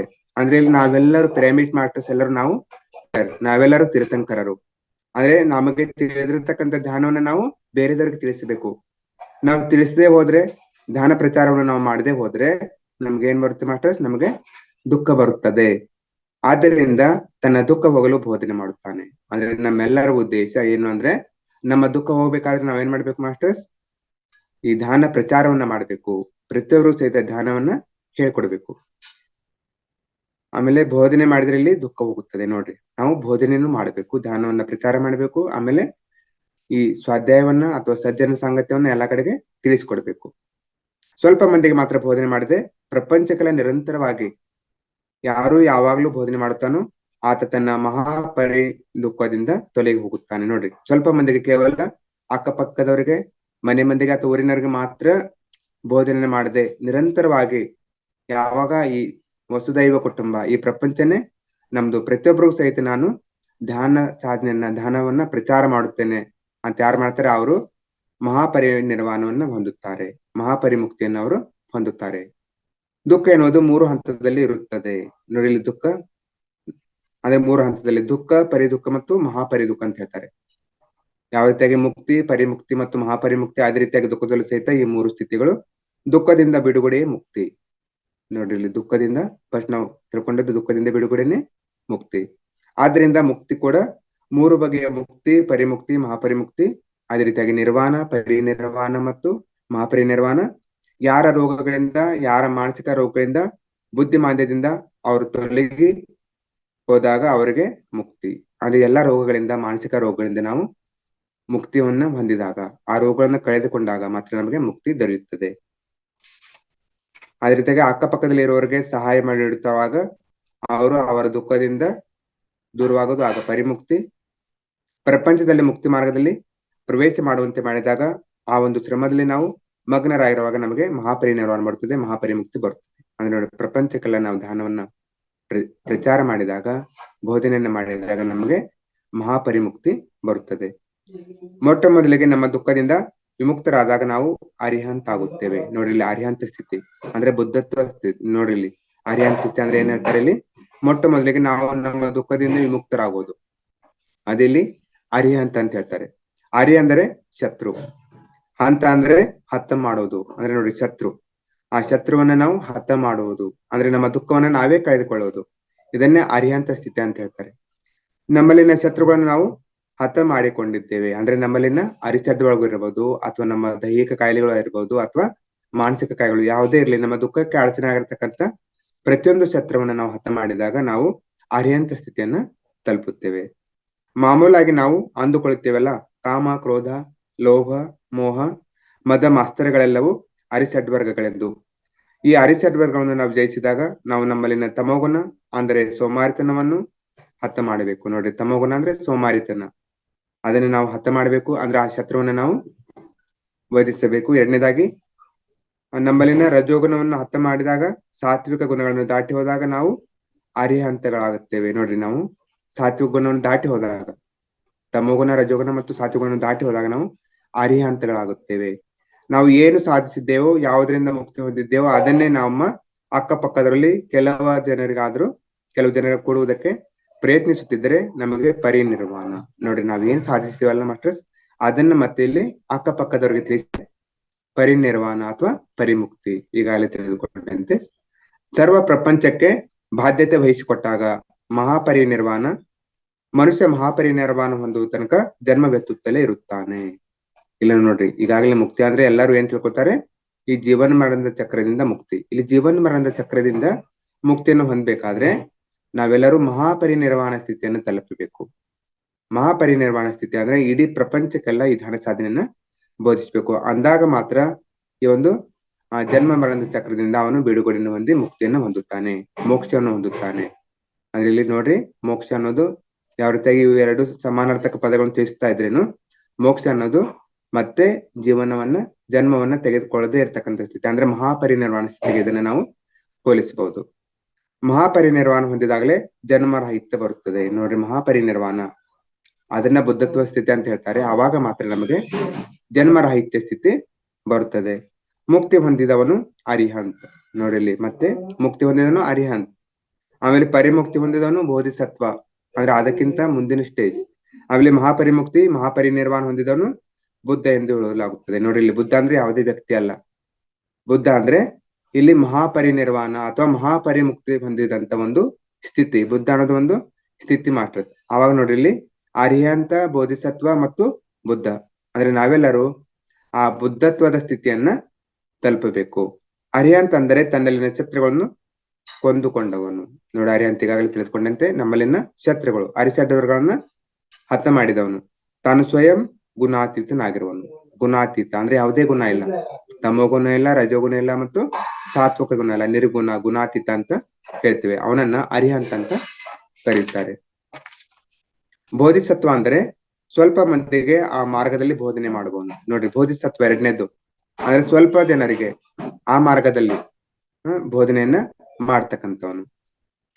ತನ್ನ ಅಕ್ಕಪಕ್ಕದಲ್ಲಿ ಇರುವ ಸ್ವಲ್ಪ ಮಂದಿಗೆ ಚೆನ್ನಾಗಿ ಮುಕ್ತಿ ಮಾರ್ಗ ಕುರಿತು ಹೇಳಿ ಸಾಧನೆ ಮಾಡಿಸುವನು. ಅಂದ್ರೆ ನೋಡ್ರಿ, ನಾವೆಲ್ಲರೂ ಇದೇ ಮಾರ್ಗದಲ್ಲಿ ಇದ್ದೇವೆ. ನಾವೆಲ್ಲರೂ ಅಂದ್ರೆ ಮುಕ್ತಿ ಅಂದ್ರೆ ಎಷ್ಟೋ ಜನರು ನಾವು ಧ್ಯಾನಕ್ಕೆ ಯಾವ ಕಾರಣದಿಂದ ಬರ್ತಾ ಇರ್ತವೆ ಅಂದ್ರೆ ಕಾಯಿಲೆಗಳ ಮುಖಾಂತರ, ಕಾಯಿಲೆಗಳನ್ನ ವಾಸಿ ಮಾಡಿಕೊಳ್ಳಿಕ್ಕೆ, ಆಮೇಲೆ ಮಾನಸಿಕ ರೋಗಗಳನ್ನ ಕಡಿಮೆ ಮಾಡ್ಕೊಳ್ಳಿಕ್ಕೆ ನಾವು ಈ ಒಂದು ಧ್ಯಾನ ಸಾಧನೆಗೆ ಬಂದಿರ್ತೀವಿ ಮಾತ್ರ. ಆಮೇಲೆ ಆ ರೋಗಗಳನ್ನ ನಾವು ಕಳೆದುಕೊಂಡಾಗ ನಾವು ಮುಕ್ತಿಯನ್ನು ಹೊಂದಿದ್ದೇವೆ. ಆಮೇಲೆ ನಾವು ಮತ್ತೇನ್ ಮಾಡ್ತೇವೆ, ನಾವು ಈ ಕಾಯಿಲೆಗಳಿಂದ ಕಡಿಮೆ ಆಗಿದ್ದವು, ಕಾಯಿಲೆಗಳು ಕಡಿಮೆ ಆಗಿ ನನ್ನ ಆರೋಗ್ಯ ಸುಧಾರಿಸಿದೆ, ಅವಾಗ ಮತ್ತೆ ನಾನು ನನ್ನ ಅನುಭವವನ್ನು ಬೇರೆದವರಿಗೆ ತಿಳಿಸ್ಬೇಕು. ಅವಾಗ ನಾವು ಆ ಪರಿಮುಕ್ತಿ ಸ್ಥಿತಿಯನ್ನ ತಲುಪ್ತಾ ಇರ್ತೇವೆ. ಅದ್ ನಾವೆಲ್ಲಾ ಕಡೆಗೆ ಧ್ಯಾನ ಪ್ರಚಾರವನ್ನ ಮಾಡ್ತಾ ಇರ್ತೇವೆ. ಆಮೇಲೆ ಕೊನೆಗೆ ಧ್ಯಾನ ಸಾಧನೆಯನ್ನು ಮಾಡಿ ಮಾಡಿ ಮಾಡಿ ಪತ್ರಿಸರ ಅವರು ಯಾವ ರೀತಿಯಾಗಿ ಇಡೀ ವಿಶ್ವಕ್ಕೆ ಧ್ಯಾನವನ್ನ ಪ್ರಚಾರ ಮಾಡಿದ್ರು, ಅದನ್ನ ಮಹಾಪರಿನಿರ್ವಾಣ ಸ್ಥಿತಿ ಅಂತ ತಿಳಿಸ್ತಾರೆ. ಪ್ರಪಂಚವನ್ನೆಲ್ಲ ದೃಷ್ಟಿಯಲ್ಲಿ ಇಟ್ಕೊಂಡು ಪ್ರಪಂಚಕ್ಕೆಲ್ಲ ಗುರುವಾಗಿ ಪ್ರಪಂಚಕ್ಕೆಲ್ಲ ಮಾರ್ಗದರ್ಶನ ಮಾಡಿಸುತ್ತಾ, ನೋಡ್ರಿ ಇಲ್ಲಿ, ಪ್ರತಿ ನಿಮಿಷ ಎಲ್ಲರಿಗಾಗಿ ಕಷ್ಟಪಡುವಾತ, ಎಲ್ಲರಲ್ಲಿ ದುಃಖರಹಿತ ಸ್ಥಿತಿ ಪ್ರಾರ್ಥಿಸುವಾತ ಬುದ್ಧ. ನೋಡಿ, ಪ್ರಪಂಚಕ್ಕೆಲ್ಲ ಧ್ಯಾನ ಸಾಧನೆಯನ್ನ ಮಾಡಿಸುವವನೇ ಯಾರಂತ ಹೇಳ್ತಾರೆ? ಬುದ್ಧ ಅಂತ ಹೇಳ್ತಾರೆ. ಬುದ್ಧ ಆಗುತ್ತಾನೆ. ಆ ಬುದ್ಧ ಸ್ಥಿತಿ ಮಹಾಪರಿನಿರ್ವಾಣ ಸ್ಥಿತಿ, ಮಹಾಪರಿಮುಕ್ತ ಸ್ಥಿತಿ. ಇಲ್ಲಿ ಪಿರಮಿಡ್ ಸ್ಪಿರಿಚುವಲ್ ಸೊಸೈಟಿ ಮಾಸ್ಟರ್ಸ್ ಎಲ್ಲರೂ ಕೂಡ ಬುದ್ಧರೇ. ಅದೇ ನೋಡಿ, ಪಿರಮಿಡ್ ಸ್ಪಿರಿಚುವಲ್ ಸೊಸೈಟಿಯಲ್ಲಿ ಪ್ರತಿಯೊಬ್ರು ಸಹ ಬುದ್ಧರೇ ಅಂತ ಹೇಳ್ತಾರೆ. ಪ್ರತಿಯೊಬ್ರು ಸಹ ಈ ಮಹಾಪರಿನಿರ್ವಾಣ ಸ್ಥಿತಿಯಲ್ಲಿ ಕೆಲಸವನ್ನ ಮಾಡ್ತಕ್ಕಂಥವ್ರು ಅಂತ ಹೇಳ್ತಾರೆ. ಅಂದರೆ ಅವರು ಕೇವಲ ತಾವು ಸ್ವತಃ ದುಃಖರಾಹಿತ್ಯ ಹೊಂದಬೇಕೆಂದು ಅಂದುಕೊಂಡವರೇ ಅಲ್ಲ. ಅಂದ್ರೆ ಇಲ್ಲಿ ಯಾರು ಪಿರಮಿಡ್ ಮಾಸ್ಟರ್ ಸ್ವಾರ್ಥಿ ಅಲ್ಲ, ಕೇವಲ ನನ್ನ ಆರೋಗ್ಯ ಮಾತ್ರ ಚೆನ್ನಾಗಿರ್ಬೇಕು, ಬೇರೆದವ್ರು ಅದೇ ರೀತಿಯಾಗಿರ್ಬೇಕು, ಆ ರೀತಿ ಅಲ್ಲ. ಪ್ರತಿಯೊಬ್ರು ಸಹ ಆರೋಗ್ಯಯುತರಾಗಿರ್ಬೇಕು, ಪ್ರತಿಯೊಬ್ರು ಸಹ ದುಃಖದಿಂದ ಮುಕ್ತರಾಗಬೇಕು ಅನ್ನುವ ಒಂದು ಒಳ್ಳೆಯ ಸಾತ್ವಿಕ ಗುಣವನ್ನ ಹೊಂದಿದಂತವರೇ ಪಿರಮಿಡ್ ಮಾಸ್ಟರ್ಸ್. ಎಲ್ಲರ ದುಃಖರಹಿತಕ್ಕಾಗಿ ಕಷ್ಟಪಡುವವರು. ನೋಡ್ರಿ, ಎಲ್ಲರ ದುಃಖರಹಿತಕ್ಕಾಗಿ ಕಷ್ಟಪಡುವವರೇ ಅವರೇ. ಆಮೇಲೆ ಈಗಾಗಲೇ ನಾವು ಮುಕ್ತಿ ಅಂತ ತಿಳಿದುಕೊಂಡು ಮಾಸ್ಟರ್ಸ್. ಆಮೇಲೆ ಮುಕ್ತಿಯನ್ನ ಸಾಧಿಸಬೇಕಾದ್ರೆ ಅಥವಾ ಮೋಕ್ಷವನ್ನ ನಾವು ಕಂಡುಕೊಳ್ಬೇಕಾದ್ರೆ ಅದರ ಮಾರ್ಗ ಯಾವುದು, ಅಂದ್ರೆ ಯಾವ ಮಾರ್ಗದ ಮುಖಾಂತರ ನಾವು ಈ ಮುಕ್ತಿಯನ್ನ ಪಡೆಯಬಹುದು, ಜನ್ಮರಹಿತ ಸ್ಥಿತಿಯನ್ನ ಪಡೆಯಬಹುದು, ಅದಕ್ಕೆ ಮಾರ್ಗ ತಿಳಿಸ್ಕೊಡ್ತಾರೆ. ಸಾಧನೆ ಮುಕ್ತಿಗೆ ಮಾರ್ಗ. ನೋಡ್ರಿ, ಒಂದೇ ಮಾತಿನಲ್ಲಿ ಇಲ್ಲಿ ಮುಕ್ತಿ ನೋಡ್ರಿ, ದುಃಖದಿಂದ ಬಿಡುಗಡೆ ಮುಕ್ತಿ ಅಂತ ಹೇಳಿದ್ರು. ಆಮೇಲೆ ದುಃಖದಿಂದ ಬಿಡುಗಡೆ ಮಾಡ್ಬೇಕಾದ್ರೆ ಯಾವ ರೀತಿಯಾಗಿ ನಾವು ಸಾಧನೆಯನ್ನ ಮಾಡ್ಬೇಕು, ಆ ಸಾಧನೆಯ ಮಾರ್ಗ ಯಾವುದು, ಸಾಧನೆಯ ಹಾದಿ ಯಾವುದು ಅನ್ನೋದನ್ನ ತಿಳಿದುಕೊಳ್ಳೋಣ ಮಾಸ್ಟರ್ಸ್. ಮುಕ್ತಿಗೆ ಮಾರ್ಗ ಸಾಧನೆ. ನೋಡ್ರಿ, ಇಲ್ಲಿ ಮುಕ್ತಿಗೆ ಮಾರ್ಗ ಯಾವುದು? ಸಾಧನೆ. ಯಾವ ಸಾಧನೆ ಅಂದ್ರೆ ಇಲ್ಲಿ 3 ಸಾಧನೆಗಳು ಅಂತ ಹೇಳ್ತಾರೆ. ಮುಕ್ತಿಯನ್ನು ಪಡಿಬೇಕಾದ್ರೆ ಅದಕ್ಕೆ 3 ಸಾಧನೆಗಳು. ಒಂದು ಧ್ಯಾನ ಸಾಧನೆ, ಎರಡನೇದು ಸ್ವಾಧ್ಯಾಯ ಸಾಧನೆ, ಮೂರನೇದು ಸಜ್ಜನ ಸಾಂಗತ್ಯ ಸಾಧನೆ. ನೋಡಿ, ದಿನನಿತ್ಯವೂ ನಾವೇನ್ ಮಾಡ್ತಾ ಇರ್ತೀವಿ ಮಾಸ್ಟರ್ಸ್? ಧ್ಯಾನ ಸಾಧನೆ ಮಾಡ್ತಾ ಇರ್ತೀವಿ, ಆಮೇಲೆ ಸ್ವಾಧ್ಯಾಯ ಮತ್ತು ಸಜ್ಜನ ಸಾಂಗತ್ಯ. ನಾವು ಧ್ಯಾನ ಮಾಡಬೇಕು, ನಮ್ಮ ಮನಸ್ಸನ್ನು ಏಕೀಕೃತ ಮಾಡಬೇಕು. ದಿನನಿತ್ಯವೂ ಏನ್ ಮಾಡ್ಬೇಕು ಮಾಸ್ಟರ್ಸ್? ನಾವು ಧ್ಯಾನವನ್ನ ಮಾಡಬೇಕು. ಧ್ಯಾನವನ್ನ ಮಾಡಿ ನಮ್ಮ ಮನಸ್ಸನ್ನ ಏಕೀಕೃತಗೊಳಿಸಬೇಕು, ಏಕಾಗ್ರಗೊಳಿಸಬೇಕು. ಮನಸ್ಸನ್ನು ನಿರ್ಮಾನುಷ್ಯ ಮಾಡಬೇಕು. ನೋಡಿ, ಮನಸ್ಸನ್ನ ಏನ್ ಮಾಡ್ಬೇಕು? ನಿರ್ಮಾನುಷ್ಯ ಮಾಡಬೇಕು. ಮನಸ್ಸಿನಲ್ಲಿ ಯಾವುದೇ ವಿಚಾರಗಳಿರಬಾರದು.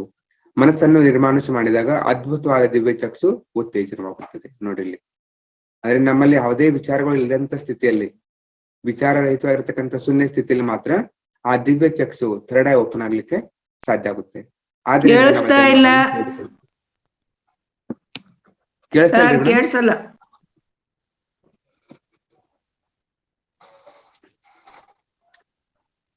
ನಮ್ಮ ಜನ್ಮಗಳನ್ನು ತಿಳಿದುಕೊಳ್ಳೋದ್ರಿಂದ ನಾವು ಶರೀರವಲ್ಲ. ಹೇಳ್ತಾ ಇಲ್ಲ. ಮೇಡಮ್ ಇದ್ ಮಾಡ್ತೇನೆ.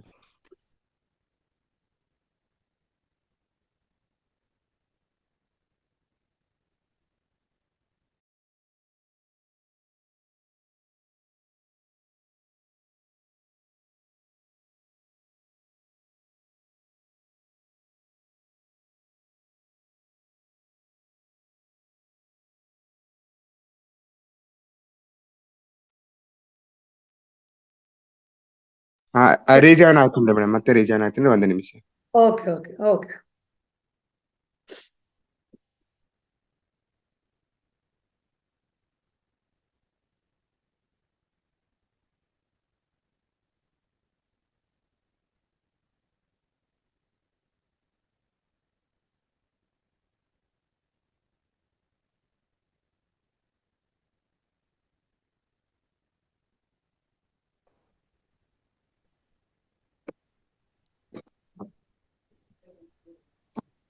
ಕೇಳ್ತಾ ಇಲ್ಲ ಮೇಡಮ್. ಇಲ್ಲ ಸಾರಿ ಮಾತಾಡ್ತಾರೆ. ಸಾಕಾಗಿದೆ. ಕೇಳ್ತಾ ಇದ್ರಿ ಮೇಡಮ್ ಈಗ? ಹಾ ಕೇಳ್ತಾ ಇದ್ರಿ? ಕೇಳಿಸ್ತಿದೆ ಸರ್, ಕೇಳಿಸ್ತಿದೆ. ಇಲ್ಲಿ ಅಂದ್ರೆ ಈ ಮುಕ್ತಿಯನ್ನು ಪಡಿಬೇಕಾದ್ರೆ ಮಾರ್ಗ ಯಾವ್ದಂತ ಹೇಳ್ತಾರೆ ಅವರು? ಧ್ಯಾನ ಸಾಧನೆ, ಸ್ವಾಧ್ಯಾಯ ಸಾಧನೆ ಮತ್ತು ಸಜ್ಜನ ಸಾಂಗತ್ಯ ಸಾಧನೆ. ಇಲ್ಲಿ ಧ್ಯಾನ ಸಾಧನೆಯನ್ನು ಮಾಡೋದ್ರಿಂದ ನಮ್ಮ ಮನಸ್ಸು ಏಕಾಗ್ರತವಾಗುತ್ತೆ ಮತ್ತು ಮನಸ್ಸು ನಿರ್ಮಾನಶವಾಗುತ್ತೆ. ಯಾವಾಗ ನಾವು ಆ ಒಂದು ವಿಚಾರರಹಿತವಾಗಿರ್ತಕ್ಕಂಥ ಸ್ಥಿತಿಯನ್ನು ತಲುಪ್ತೇವೆ, ಆವಾಗ ಮಾತ್ರ ನಮ್ಮ ದಿವ್ಯ ಚಕ್ಷು ಉತ್ತೇಜನಗೊಳ್ಳಿಕ್ಕೆ ಸಾಧ್ಯ ಆಗುತ್ತೆ ಅಂತ ಹೇಳ್ತಾರೆ ಮಾಸ್ಟರ್ಸ್. ದಿವ್ಯ ಚಕ್ಷು ಉತ್ತೇಜನಗೊಂಡಾಗ ಮಾತ್ರ ನಾವು ನಮ್ಮ ಜನ್ಮಗಳನ್ನ ತಿಳಿದುಕೊಳ್ಳುತ್ತೇವೆ, ಗತ ಜನ್ಮಗಳನ್ನ ತಿಳಿದುಕೊಳ್ಳುತ್ತೇವೆ. ನಮ್ಮ ಜನ್ಮಗಳನ್ನು ತಿಳಿದುಕೊಳ್ಳುವುದರಿಂದ ನಾವು ಶರೀರವಲ್ಲ ಆತ್ಮ ಎಂದು ತಿಳಿಯುತ್ತದೆ. ನೋಡಿ, ನಮ್ಮ ಜನ್ಮಗಳನ್ನು ತಿಳಿದುಕೊಳ್ಳುವುದರಿಂದ ನಾವು ಶರೀರವಲ್ಲ, ನಾವು ಆತ್ಮಸ್ವರೂಪಗಳು ಅಂತ ತಿಳಿದುಕೊಳ್ಳುತ್ತೇವೆ. ನಾವು ದೇಹ ಎನ್ನುವ ಸ್ಥಿತಿಯಿಂದ ನಾವು ಆತ್ಮ ಎನ್ನುವ ಸ್ಥಿತಿಗೆ ತಲುಪುವುದೇ ಮುಕ್ತಿ ಹೊಂದುವುದು. ನೋಡಿ, ನಾವು ದೇಹ ಅಲ್ಲ, ನಾವು ಆತ್ಮ ಅನ್ನುವ ಸ್ಥಿತಿಯನ್ನು ತಲುಪುವುದೇ ಮುಕ್ತಿ. ಅಂದ್ರೆ ನಾವು ಆತ್ಮ ಎನ್ನುವ ಸ್ಥಿತಿ ಕೇವಲ ಧ್ಯಾನ ಸಾಧನೆ ಮಾಡುವುದರಿಂದ ಅರಿವಾಗುತ್ತದೆ. ನೋಡಿ, ಇಲ್ಲಿ ನಾವು ಆತ್ಮ ಅನ್ನೋದು ಯಾವಾಗ ನಮಗೆ ಗೊತ್ತಾಗುತ್ತೆ ಅಂದ್ರೆ ನಾವು ಕೇವಲ ಧ್ಯಾನ ಸಾಧನೆಯನ್ನ ಮಾಡೋದ್ರಿಂದ ಮಾತ್ರ ಗೊತ್ತಾಗುತ್ತದೆ ಅಂತ ಹೇಳ್ತಾರೆ ಮಾಸ್ಟರ್ಸ್. ಇಲ್ಲಿ ಧ್ಯಾನ ಅಂದ್ರೆ ಚಿತ್ತವೃತ್ತಿ ನಿರೋಧ. ನೋಡಿ, ಚಿತ್ತವೃತ್ತಿಯನ್ನ ನಿರೋಧ ಮಾಡ್ಕೊಳ್ಳೋದು, ಅದೇ ಧ್ಯಾನ ಅಂತ ಹೇಳ್ತಾರೆ. ಧ್ಯಾನ ಸಾಧನೆ ಮಾತ್ರ ಅಲ್ಲದೆ ಮತ್ತೆ ಸ್ವಾಧ್ಯಾಯ ಸಾಧನೆ ಅನ್ನುವುದು ಇದೆ. ನೋಡಿ, ಧ್ಯಾನ ಜೊತೆಗೆ ಸ್ವಾಧ್ಯಾಯ ಮಾಡ್ಬೇಕಂತ ಹೇಳ್ತಾರೆ ಪ್ರೊಫೆಸರ್ ಅವರು. ದಿನನಿತ್ಯವೂ 1 ಗಂಟೆ ಧ್ಯಾನ ಆದ್ರೆ 2 ಗಂಟೆ ಸ್ವಾಧ್ಯಾಯ ಮತ್ತೆ 1 ಗಂಟೆ ಸಜ್ಜನ ಸಾಂಗತ್ಯ. ಆ ರೀತಿಯಾಗಿ ಇಲ್ಲಿ ಸ್ವಾಧ್ಯಾಯಕ್ಕೆ ಸಹಿತ ನಾವು ಸಮಯವನ್ನ ಕೊಡ್ಬೇಕು. ಎಷ್ಟೋ ಪುಸ್ತಕಗಳನ್ನ ಓದಬೇಕು. ಇಲ್ಲಿ ಆತ್ಮಜ್ಞಾನ ಶಾಸ್ತ್ರದಲ್ಲಿ, ಆಧ್ಯಾತ್ಮಿಕ ಶಾಸ್ತ್ರದಲ್ಲಿ ಎಷ್ಟೋ ಪುಸ್ತಕಗಳು, ಗ್ರಂಥಗಳು, ಎಷ್ಟೋ ಮಂದಿ ವಿಜ್ಞಾನಿಗಳು, ಶಾಸ್ತ್ರಜ್ಞರ, ಆಧ್ಯಾತ್ಮಿಕ ಶಾಸ್ತ್ರಜ್ಞರ ಮೂಲಕ ರಚಿಸಲ್ಪಟ್ಟಿವೆ. ಅಂದ್ರೆ ಇಲ್ಲಿ ಎಂತ ಪುಸ್ತಕಗಳನ್ನ ನಾವು ಓದ್ಬೇಕಂದ್ರೆ ಆಧ್ಯಾತ್ಮಿಕಕ್ಕೆ ಸಂಬಂಧಪಟ್ಟಿರ್ತಕ್ಕಂಥ ಪುಸ್ತಕಗಳನ್ನ ಓದ್ಬೇಕು. ವೇದವ್ಯಾಸ, ವಾಲ್ಮೀಕಿ, ಓಶೋ ರಜನೀಶ್, ಲೋಮ್ಸಂಗ್ ರಾಂಪ, ಅನಿಬೆಸೆಂಟ್, ಯೋಗಾನಂದ್, ಪರಮಹಂಸ ಸ್ವಾಮಿ ರಾಮ ಇವರೆಲ್ಲರೂ ಕೂಡ ಆಧ್ಯಾತ್ಮಿಕ ಶಾಸ್ತ್ರಜ್ಞರು. ಅವರ ಪುಸ್ತಕಗಳನ್ನು ಓದುವುದೇ ಜ್ಞಾನ ಸಾಧನೆ. ನೋಡಿ, ಇಲ್ಲಿ ತಿಳಿಸಿರ್ತಕ್ಕಂಥ ಎಲ್ಲಾ ಗ್ರೇಟ್ ಮಾಸ್ಟರ್ಸ್ ಪುಸ್ತಕಗಳನ್ನ ನಾವು ಓದುವುದೇ ಅದೇ ಸ್ವಾಧ್ಯಾಯ ಸಾಧನೆ ಅಂತ ಹೇಳ್ತಾರೆ. 3ನೇದು, ಪಿರಮಿಡ್ ಮಾಸ್ಟರ್ಸ್ ಎಲ್ಲರೂ ಕೂಡ ಎಷ್ಟೋ ಒಳ್ಳೆಯ ಜ್ಞಾನ ಸಾಧನೆ ಮಾಡಿರುವವರು. ಇಲ್ಲಿ ನೋಡ್ರಿ, ಪ್ರತಿಯೊಬ್ರು ಸಹ ಧ್ಯಾನ ಸಾಧನೆಯನ್ನ ಮಾಡಿರುವವ್ರೆ. ಅವರವರ ಜ್ಞಾನ ಅನುಭವಗಳು ಕೇಳುವುದು. 3ನೇದ ಇಲ್ಲಿ ಸಜ್ಜನ ಸಾಂಗತ್ಯ. ನಾವು ಪ್ರತಿನಿತ್ಯ ಧ್ಯಾನ, ಸ್ವಾಧ್ಯಾಯ ಮತ್ತು 3ನೇ ಸಜ್ಜನ ಸಾಂಗತ್ಯ ಅಂದ್ರೆ ನಾವು ಒಬ್ರಿಗೊಬ್ರು ನಮ್ಮ ಧ್ಯಾನದ ಅನುಭವಗಳನ್ನ ಹಂಚಿಕೊಳ್ಳೋದು. ಆಮೇಲೆ ಆಧ್ಯಾತ್ಮಿಕತೆ ಬಗ್ಗೆ ಮಾತನಾಡೋದು, ಅದೇ ಸಜ್ಜನ ಸಾಂಗತ್ಯ. ಅಂದ್ರೆ ಪ್ರತಿದಿನ ಇವುಗಳನ್ನ ಮಾಡೋದು, ಇದು ಸಜ್ಜನ ಸಾಂಗತ್ಯ ಸಾಧನೆ. ಈ ರೀತಿಯಾಗಿ ಮಾಸ್ಟರ್ಸ್ ಇಲ್ಲಿ ನಾವು ಮುಕ್ತಿ ಮತ್ತು ಮುಕ್ತಿಯನ್ನ ಪಡಿಬೇಕಾದ್ರೆ ಮಾರ್ಗ ಯಾವ್ದಂದ್ರೆ ಇಲ್ಲಿ ಧ್ಯಾನ ಸಾಧನೆ, ಸ್ವಾಧ್ಯಾಯ ಸಾಧನೆ ಮತ್ತು ಸಜ್ಜನ ಸಾಂಗತ್ಯ. ಈ ರೀತಿಯಾಗಿ ಈ ಪುಸ್ತಕ ನೋಡ್ರಿ ಮಾಸ್ಟರ್ಸ್, ಈಗ ಅರ್ಧ ಆಗಿದೆ. ಮತ್ತೊಂದ್ಸಲ ಯಾವಾಗಾದ್ರೂ ಮತ್ತೆ ಸಮಯ ಸಿಕ್ಕಾಗ ಇದೇ ಮತ್ತೆ ಪುಸ್ತಕಗಳನ್ನ ಮುಂದುವರ್ಸೋಣ ಮಾಸ್ಟರ್ಸ್. ಇಲ್ಲಿಗೆ ಈ ಒಂದು ವಿಷಯವನ್ನ ಮುಕ್ತಾಯಗೊಳಿಸೋಣ. ನನಗೆ ಈ ಒಂದು ಮುಕ್ತಿ ಮಾರ್ಗದ ವಿಷಯ ಕುರಿತು ಹೇಳಿಕೆ ಅವಕಾಶವನ್ನು ಮಾಡಿಕೊಟ್ಟಂತ ಮಹೋತ್ತರ ಫೌಂಡೇಶನ್ ಅವರಿಗೆ, ಅದೇ ರೀತಿಯಾಗಿ ಮಾಲಿನಿ ರಾವ್ ಮೇಡಮ್ ಅವರಿಗೆ ಮತ್ತು ಎಲ್ಲರೂ ಸಹಿತ ನಾನು ಧನ್ಯವಾದಗಳನ್ನ ತಿಳಿಸ್ತೇನೆ ಮಾಸ್ಟರ್ಸ್. ಇಲ್ಲಿವರೆಗೆ ಕೇಳಿದಂತ ಯೂಟ್ಯೂಬ್ ಮತ್ತು ಜೂಮ್ದಲ್ಲಿ ವೀಕ್ಷಿಸಿದಂತ ಎಲ್ಲಾ ಧನ್ಯವಾದಗಳು ಸಹಿತ ನನ್ನ ಆತ್ಮೀಯವಾಗಿರತಕ್ಕಂತ ಪ್ರಣಾಮಗಳು ಮತ್ತು ಕೃತಜ್ಞತೆಗಳು. ಥ್ಯಾಂಕ್ಸ್. ಧನ್ಯವಾದಗಳು ಗುರುಗಳು. ಬಹಳಷ್ಟು ಅದ್ಭುತವಾಗಿ ತುಂಬಾ ನಮ್ಗೆ ತಿಳಿಯೋ ಹಾಗೆ ನೀವು ತಿಳಿಸ್ಕೊಟ್ಟಿದ್ದೀರಾ. ಜ್ಞಾನ ಅಂದ್ರೆ ಏನು, ನಮ್ಮ ಆರೋಗ್ಯ ಅಂದ್ರೆ ಏನು, ಆರೋಗ್ಯದಿಂದ ನಾವು ಜ್ಞಾನವನ್ನು ಪಡೆದ್ರೆ ಯಾವ ರೀತಿ ಇರ್ತೀವಿ, ಅಂದ್ರೆ ಸತ್ಯವನ್ನು ಪಡ್ಕೊಳ್ಳೋದ್ರಿಂದ ತುಂಬಾ ಅದ್ಭುತವಾಗಿ ಎಲ್ಲ ತಿಳಿಸ್ಕೊಟ್ರಿ. ಒಂದೊಂದು ಮಾರ್ಗ ತುಂಬಾ ಸುಲಭದ ರೀತಿಯಲ್ಲಿ ನಮ್ಗೆ ತಿಳಿಸ್ಕೊಟ್ಟಿದ್ದೀರಾ. ಬಹಳಷ್ಟು ಧನ್ಯವಾದಗಳು ಗುರುಗಳೇ. ಎಲ್ಲಾ ಮಾಸ್ಟರ್ಸ್ ನಿಮ್ಮನ್ನ ಕೆಲವೊಂದು ಪ್ರಶ್ನೆಗಳನ್ನ ಕೇಳ್ತಾರೆ. ಎಲ್ಲಾ ಮಾಸ್ಟರ್ಸ್ ಹ್ಯಾಂಡ್ ರೈಸ್ ಮಾಡ್ಬೇಕಾಗಿ ವಿನಂತಿ.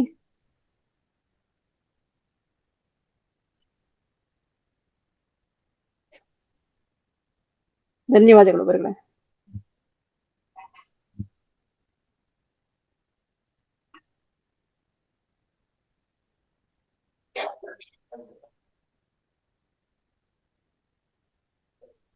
ಹ್ಯಾಂಡ್ ರೈಸ್ ಮಾಡಿದ್ದೆ. ಓಕೆ, ರತ್ನ ಅವರೇ ಮಾತಾಡ್ಬೋದಾ ನಾನು?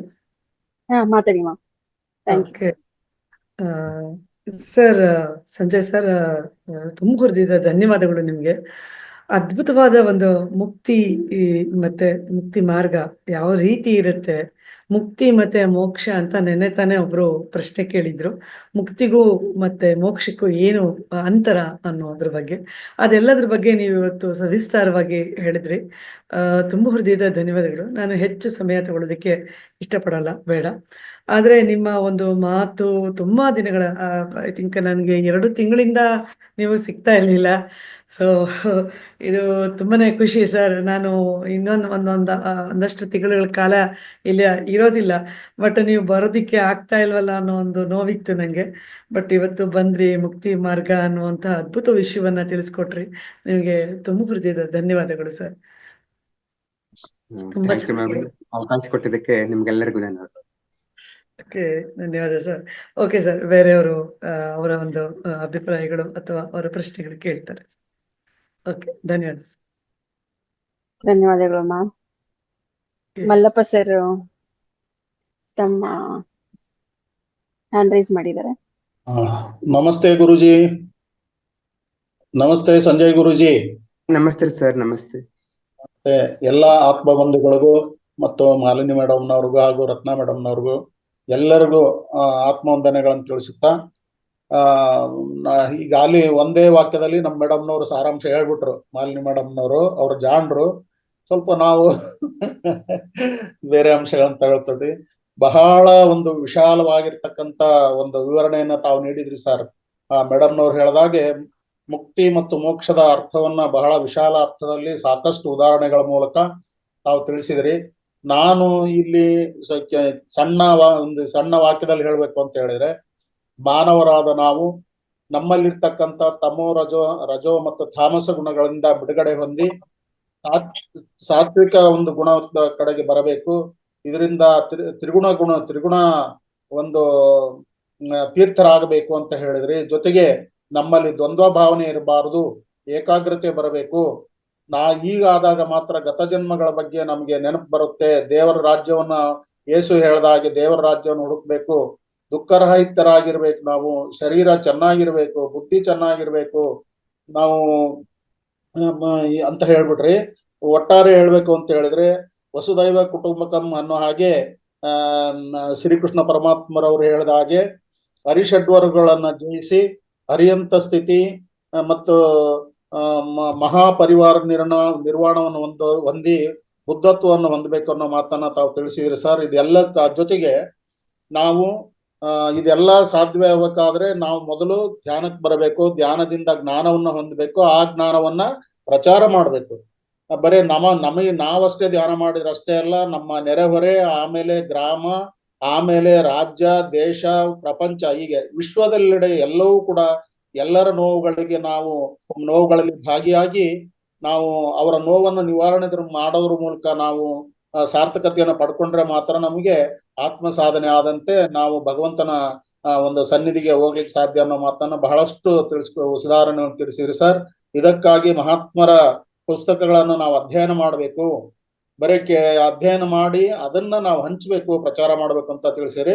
ತಮಗೆ ಅನಂತ ಕೋಟಿ ನಮನಗಳು ಸರ್. ನಮ್ ಗುರುಗಳು ಬಂದಾರ. ಸತ್ಯೇಂದ್ರ ಸರ್ ನಮಸ್ತೆ. ಗುರುಜಿ ಸತ್ಯೇಂದ್ರ ಸರ್ ನಮಸ್ತೆ. ನಮಸ್ತೆ ಸರ್. ನೀವು ತುಂಬಾ ಅದ್ಭುತವಾಗಿ ವಿವರಣೆ ಕೊಟ್ರಿ ಸರ್. ತುಂಬಾ ಅದ್ಭುತವಾಗಿತ್ತು ವಿವರಣೆ. Thank you sir. Thank you sir. Thank you so much. ಧನ್ಯವಾದ. ಓಕೆ ಸರ್, ನಾನು ಧನ್ಯವಾದ. ಯಾಕೆ ಎಲ್ಲ ಎಕ್ಸ್ಪ್ಲೇನ್ ಮಾಡಕ್ ಹೋಗ್ಲಿಲ್ಲ ಅಂದ್ರೆ ಕಾರಣ ಇಷ್ಟೇ ಸರ್. ಮಲ್ಲಪ್ಪ ನಾಯಕರು ಅವ್ರು ಒಂದು ವಾಕ್ಯದಲ್ಲಿ ಅಂತ ಹೇಳ್ತಾರೆ, ಅವರು ಕಂಪ್ಲೀಟ್ ಹೇಳ್ತಾರೆ. ಹಾಗಾಗಿ ಒಬ್ರು ಹೇಳಿ ಅನ್ಬಿಟ್ಟು ನಾನು ಸುಮ್ನಾಗ್ಬಿಟ್ಟೆ. ಓಕೆ, ನಾಗೇಶ್ ಶೆಟ್ರು ಮಾತಾಡಿದ್ರು. ಎಲ್ಲ ಆತ್ಮ ಬಂಧುಗಳಿಗೆ ನಮಸ್ಕಾರ. ಸರ್ ಸಂಜಯ್ ಸರ್, ನಿಮಗೂ ನಮಸ್ಕಾರ ಸರ್. ನಮಸ್ತೆ ಸರ್, ನಮಸ್ತೆ. ಸೊ ಮುಕ್ತಿಯ ಬಗ್ಗೆ ಶ್ರೀ ಗುರೂಜಿ ಪತ್ರಿಜಿ ಅವರ ಪುಸ್ತಕದಲ್ಲಿ ಅಲ್ಲಿ ಇದ್ದಂತಹ ಒಂದು ಅವರ ಇದನ್ನು ಬಾರಿ ಚೆನ್ನಾಗಿ ನೀವು ಎಕ್ಸ್ಪ್ಲೇನ್ ಮಾಡಿ ಹೇಳಿದಿರಿ. ಮುಕ್ತಿ ಅಂದ್ರೆ ಜೀವನ್ ಮರಣದ ಚಕ್ರದಿಂದ ಬಿಡುಗಡೆ ಹೊಂದುವುದು. ಮುಕ್ತಿ ಅಂದ್ರೆ ದುಃಖದಿಂದ ಬಿಡುಗಡೆ ಹೊಂದುವುದು. ಈ ದುಃಖ ರಜೋಗುಣ, ತಮೋಗುಣ, ರಜೋಗುಣ ಮತ್ತು ಸಾತ್ವಿಕ ಗುಣಗಳಿಂದ ದುಃಖ ಉಂಟು ಮಾಡ್ತದೆ. ಆನಂದದಿಂದ ಇರುವುದು. ಆಮೇಲೆ ಪ್ರತಿ ಕ್ಷಣ ನಾವು ಸತ್ಯವನ್ನೇ ಹೇಳಬೇಕು. ಆಮೇಲೆ ಬಗೆ ಬಗೆಯ ದುಃಖಗಳಿಂದ ಬಿಡುಗಡೆಯಾಗುವುದೇ ಮುಕ್ತಿ. ಆಮೇಲೆ ಖಾಲಿ ಇದನ್ನು ಮಾಡ್ಬೇಕಾದ್ರೆ ಏನ್ ಮಾಡ್ಬೇಕು, ನಾವು ಸಾಧನೆ ಮಾಡ್ಬೇಕು. ಸಾಧನೆ ಅಂತ ಹೇಳಿದ್ರೆ ಧ್ಯಾನ, ಸ್ವಾಧ್ಯಾಯ ಮತ್ತು ಸಜ್ಜನ ಸಂಘದಿಂದ ಮಾತ್ರ ಇದು ಸಾಧ್ಯ ಅಂತ ಹೇಳಿದ್ರಿ. ಆಮೇಲೆ ಪ್ರಚಾರ, ನಾವು ಧ್ಯಾನದ ಬಗ್ಗೆ ಪ್ರಚಾರ ಮಾಡ್ಬೇಕು. ಅಕ್ಕಪಕ್ಕದವರ ದುಃಖವನ್ನು ಕೂಡ ನಾವು ಶಮನ ಮಾಡ್ಲಿಕ್ಕೆ ನಾವು ಪ್ರಯತ್ನ ಪಡ್ಬೇಕು. ಇದನ್ನು ಹೇಳಿ ನಮ್ಮ ಮುಕ್ತಿಯ ಬಗ್ಗೆ ಸವಿಸ್ತಾರವಾಗಿ ಹೇಳಿದಂತ ನಿಮಗೆ ಧನ್ಯವಾದಗಳು ಸರ್. ಥ್ಯಾಂಕ್ಸ್ ಸರ್, ತುಂಬಾ ಚೆನ್ನಾಗಿ. ಧನ್ಯವಾದಗಳು ನಾಗೇಶ್ ಮಾಸ್ಟರ್. ರಾಜು ಮಾಸ್ಟರ್ ಅವರು ಹ್ಯಾಂಡ್ ರೈಸ್ ಮಾಡಿದ್ದಾರೆ, ಮಾತಾಡಿ. ಸಂಜಯ್ ಸರ್ ನಮಸ್ಕಾರ, ಮೇಡಮ್ ನಮಸ್ಕಾರ, ಮಾಲಿನಿ ಮೇಡಮ್ ನಮಸ್ಕಾರ, ಎಲ್ಲ ಬಂಧು. ಸಂಜಯ್ ಸರ್ ಅವರ ಮುಕ್ತಿಯ ಮಾರ್ಗದ ಬಗ್ಗೆ ಬಹಳಷ್ಟು ಆಳವಾಗಿ ತಿಳಿಸಿಕೊಟ್ಟಿದ್ದಾರೆ. ಜೀವನ ಅಂದರೆ ಏನು, ಸತ್ಯ ದಾರಿಯಲ್ಲಿ ಧ್ಯಾನ ಮಾಡಬೇಕು, ತನು ಮನ ಬುದ್ಧಿ ಪರಿಶುದ್ಧವಾಗಿರಬೇಕು, ಏಕಾಗ್ರತೆ ಶಕ್ತಿ ಹೊಂದಿರಬೇಕು, ಧ್ಯಾನದಿಂದ ಗತ ಜನ್ಮಗಳು ಕಂಡುಕೊಳ್ಳಬೇಕು ಅನ್ನೋದ್ರ ಬಗ್ಗೆ ತಿಳಿಸಿಕೊಟ್ಟಿದ್ದಾರೆ. ಧ್ಯಾನ ನಾವು ಮಾಡಿ ನಮ್ಮ ಸುತ್ತಮುತ್ತಲಿನವ್ರಿಗೆಲ್ಲ ಧ್ಯಾನ ಹೇಳಿಕೊಡ್ಬೇಕು, ಅವರು ಸುಖ ಶಾಂತಿಯಿಂದ ಇರಬೇಕು ಅನ್ನೋದ್ರ ಬಗ್ಗೆ ತಿಳಿಸಿಕೊಟ್ಟಿದ್ದಾರೆ. ಧ್ಯಾನದಿಂದಲೇ ಮುಕ್ತಿ ಮಾರ್ಗ ಸಾಧ್ಯ ಅನ್ನೋದ್ರ ಬಗ್ಗೆ ತಿಳಿಸಿಕೊಟ್ಟಿದ್ದಾರೆ. ಎಷ್ಟು ಅವಕಾಶನ ಹೇಳಲಿಕ್ಕೆ ಕೊಟ್ಟಿದ್ದಾರೆ. ಎಲ್ಲರಿಗೂ ತುಂಬಾ ತುಂಬಾ ಧನ್ಯವಾದಗಳು. Thank you sir.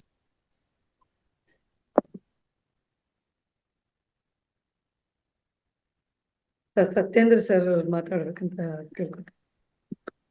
ನಮಸ್ಕಾರ ಸಂಜಯ್ ಧಮಾಕೆ ಅವರಿಗೆ. ಸರ್ ನಮಸ್ಕಾರ. ಇವತ್ತಿನ ನಮಸ್ತೆ ಸರ್. ಉಪನ್ಯಾಸಕರಿಗೆ ನಮಸ್ಕಾರ. ಕೇಳಿಸ್ತಾ ಇಲ್ವಾ? ಕೇಳಿಸಿದೆ ಸರ್, ಕೇಳ್ತಾ ಇವತ್ತಿನ ಕಾರ್ಯಕ್ರಮ ತುಂಬಾ ಅದ್ಭುತವಾಗಿತ್ತು ಸರ್. ಸಂಜಯ್ ಧಮಾಕೆ ಅವರು ನೋನ್ ಫಾರ್ ಸಿಂಪ್ಲಿಸಿಟಿ ಅಂತ ಹೇಳ್ತೀವಿ. ಅವರ ಸಿಂಪ್ಲಿಸಿಟಿ ನೋಡ್ಕೊಂಡ್ರೆ ಸಾಕು, ಸಜ್ಜನರು ಹೆಂಗಿರ್ಬೇಕು ಅನ್ನೋದು ಗೊತ್ತಾಗುತ್ತೆ ನಮ್ಗೆ. ಹಾಗಾಗಿದ್ದೇನೆ ಅವರ ಒಂದು ಸಜ್ಜನ ಸಾಂಗತ್ಯ ಅಂತಂದ್ರೆ ಸಂಜಯ್ ಧಮಾಕೆ ಅವರ ಒಂದು ಉಪನ್ಯಾಸ ಕೇಳಿದ್ರೆ ಸಾಕು ಅನ್ಸುತ್ತೆ. ಸರಳ ನೇರವಾಗಿ ಮಾತಾಡ್ತಾರೆ, ಸಿಂಪಲ್ ಆಗಿ ಮಾತಾಡ್ತಾರೆ. ಒಂದು ಸಜ್ಜನಿಕೆ ಅನ್ನೋದು ಅವರ ಇಡೀ ಶರೀರದಲ್ಲಿ ತುಂಬಿ ತುಳುಕಾಡ್ತಿದೆ ಅಂತಾನೆ ಹೇಳ್ಬೋದು. ಅದಕ್ಕಾಗಿ ನಾನು ಇನ್ನೇನು ಹೇಳ್ಬೇಕಾಗೇ ಇಲ್ಲ. ಯಾಕಂದ್ರೆ ನಮ್ಮ ಮಲ್ಲಪ್ಪ ನಾಯಕರು ಮಲ್ಲಪ್ಪ ನಾಯಕರವರು ಒಂದು ಸಿಂಹಾವಲೋಕನೇ ಮಾಡ್ಬಿಟ್ಟಿದ್ದಾರೆ. ಆಮೇಲೆ ನಮ್ಮ ರೆಡ್ಡಿ ಅವರು ಒಂದು ನಾಗೇಶ್ ರೆಡ್ಡಿ ಅವರು ಒಂದು ಆತ್ಮಾವಲೋಕನೇ ತೋರಿಸ್ಬಿಟ್ರು ನಮ್ಗೆ. ಇದೆಲ್ಲ ಹೇಳಿದ್ಮೇಲೆ ತಿರ್ಗಿ ಅದನ್ನೇ ರಿಪೀಟ್ ಮಾಡಿ ಹೇಳೋದು ಚೆನ್ನಾಗಿರಲ್ಲ. ಒಟ್ಟಲ್ಲಿ ಕಾರ್ಯಕ್ರಮ ನೀಟಾಗಿ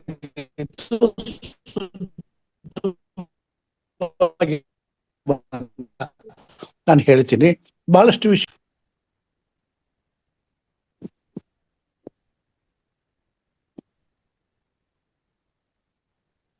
ಥ್ಯಾಂಕ್ಸ್ ರೀ ಸರ್, ಥ್ಯಾಂಕ್ಸ್.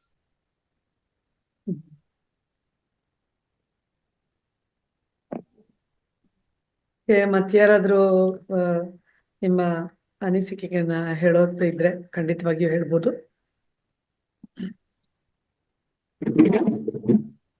ಸನ್ಗೌಡ್ರೆ.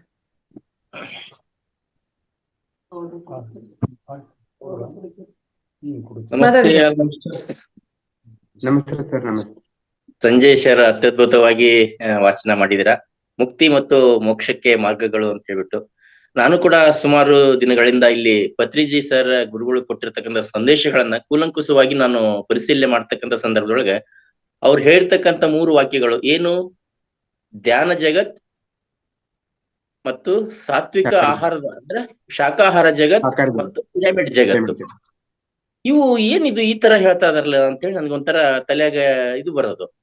ಬಟ್ ಇವರು ಧ್ಯಾನ ಜಗತ್ ಅಂತ ಹೇಳ್ತಾರೆ. ಯಾಕಂದ್ರೆ ನಾವು ಮೂಲತಃ ಇತ್ತಿತ್ಲಾಗೆ ಪರಿಚಯ ಆಗಿ ಈ ಒಂದು ಹೋದ ವರ್ಷ 24ನೇ ಇಸ್ವಿ 8ನೇ ತಿಂಗಳಿಂದ ನನಗೆ ಈ ಪ್ರಪಂಚಕ್ಕೆ ಬಂದಿರ್ತಕ್ಕಂಥ ಧ್ಯಾನದ ಬಗ್ಗೆ ಹೆಚ್ಚು ಅಂತಾರೆ. ಮೊದ್ಲೆಲ್ಲ ನಾನು ಹಿಂದೂ ಲಿಂಗಾಯತ ಆಗಿರೋದ್ರಿಂದ ಬಸವಣ್ಣವರ ತತ್ವಾಧಾರಿತ ಮೇಲೆ ಲಿಂಗ ಪೂಜೆ ಮಾಡ್ತಕ್ಕಂಥದ್ದು ಶ್ರೇಷ್ಠ, ಅದನ್ನ ಬಿಟ್ಟರೆ ಬೇರೆ ಯಾವುದೂ ಇಲ್ಲ. ನಮ್ಮ ಅಂಗದ ಮೇಲೆ ಲಿಂಗವನ್ನು ಇಟ್ಕೊಂಡು ತದೇಕ ಚಿತ್ತದಿಂದ ನೋಡ್ತಾ ನಾವು ಮಂತ್ರ ಪಠನ ಅಥವಾ ಓಂ ನಮಃ ಶಿವಾಯ ಹೇಳಿದಾಗ ಸುಮಾರು ದಿನಗಳ ಕಾಲ ಆತನನ್ನ ಪೂಜಿಸಿದಾಗ ಆತನ ಒಲಿದತ್ತಲ್ಲ ಅದೇ ಒಲಿಯೋದು, ಅದೇ ಮೋಕ್ಷ, ಅದೇ ಮುಕ್ತಿ ಅಂತಕ್ಕಂಥ ಕಾನ್ಸೆಪ್ಟ್ ನಮ್ ತಲೆ ಬೇರೂರಿರೋದು. ಹೀಗಿದ್ದಾಗ ಇದು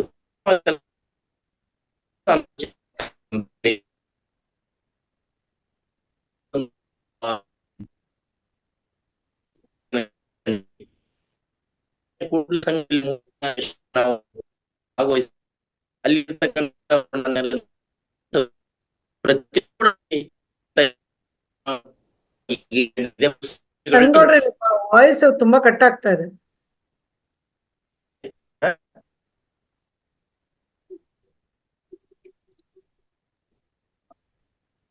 ಕೇಳ್ತಾ ಇಲ್ಲ ಸರ್.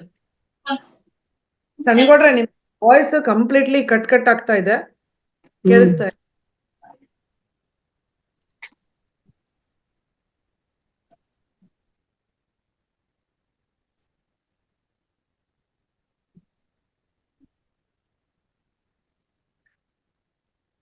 ವೇದವತಿ ಅವರೇ ಮಾತಾಡಿ.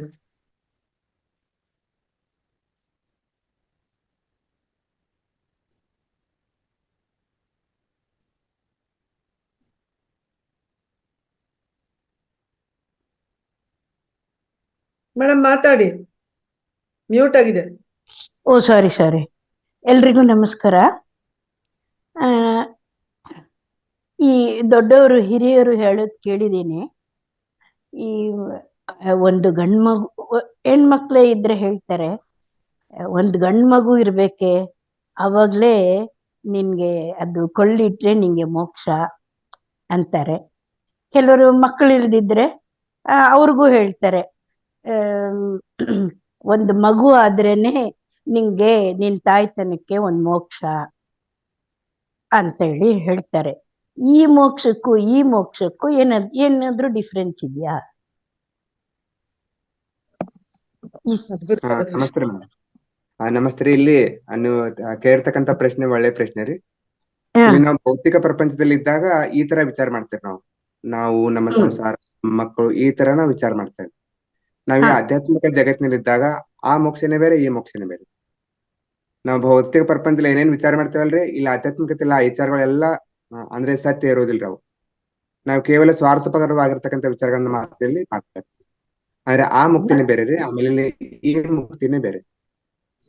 ಆದ್ರೆ ಕೇವಲ ನಾವು ಇಲ್ಲಿ ಒಂದು ಗಂಡು ಮಗು ಹೊತ್ತದಕ್ಕೆ ನಾವು ಮುಕ್ತಿ ಮೋಕ್ಷ ಹೊಂದೋದಿಲ್ರಿ ಮೇಡಮ್. ಇಲ್ಲಿ ಮುಕ್ತಿ ಮೋಕ್ಷ ಅಂದ್ರೆ ಸಂಪೂರ್ಣವಾಗಿ ದುಃಖರಹಿತ ಸ್ಥಿತಿಯನ್ನ ತಲುಪೋದು ಅಥವಾ ಸಂಪೂರ್ಣವಾಗಿ ಜನ್ಮರಹಿತ ಸ್ಥಿತಿಯನ್ನ ತಲುಪೋದು. ಅಂದ್ರೆ ಬಹಳಷ್ಟು ದೊಡ್ಡ ವಿಶಾಲವಾಗಿರ್ತಕ್ಕಂಥ ಪದರ ಅದು. ಆಧ್ಯಾತ್ಮಿಕತೆ ಅನ್ನೋದೇ ವಿಶಾಲವಾಗಿರ್ತಕ್ಕಂಥ ಪದ. ಆಮೇಲೆ ಇಲ್ಲಿ ಭೌತಿಕತೆ ಅಂದ್ರೆ ಕೇವಲ ನಾವು ಸ್ವಾರ್ಥಪರವಾಗಿರ್ತಕ್ಕಂಥ ಸಂಕುಚಿತ ವಿಚಾರಗಳನ್ನ ಮಾತ್ರ ಮಾಡ್ತಾ ಇರ್ತೇವೆ. ಅಲ್ಲಿ ನಾವು ಬೇರೆದವ್ರು ವಿಚಾರನೆ ಮಾಡೋದಿಲ್ಲ.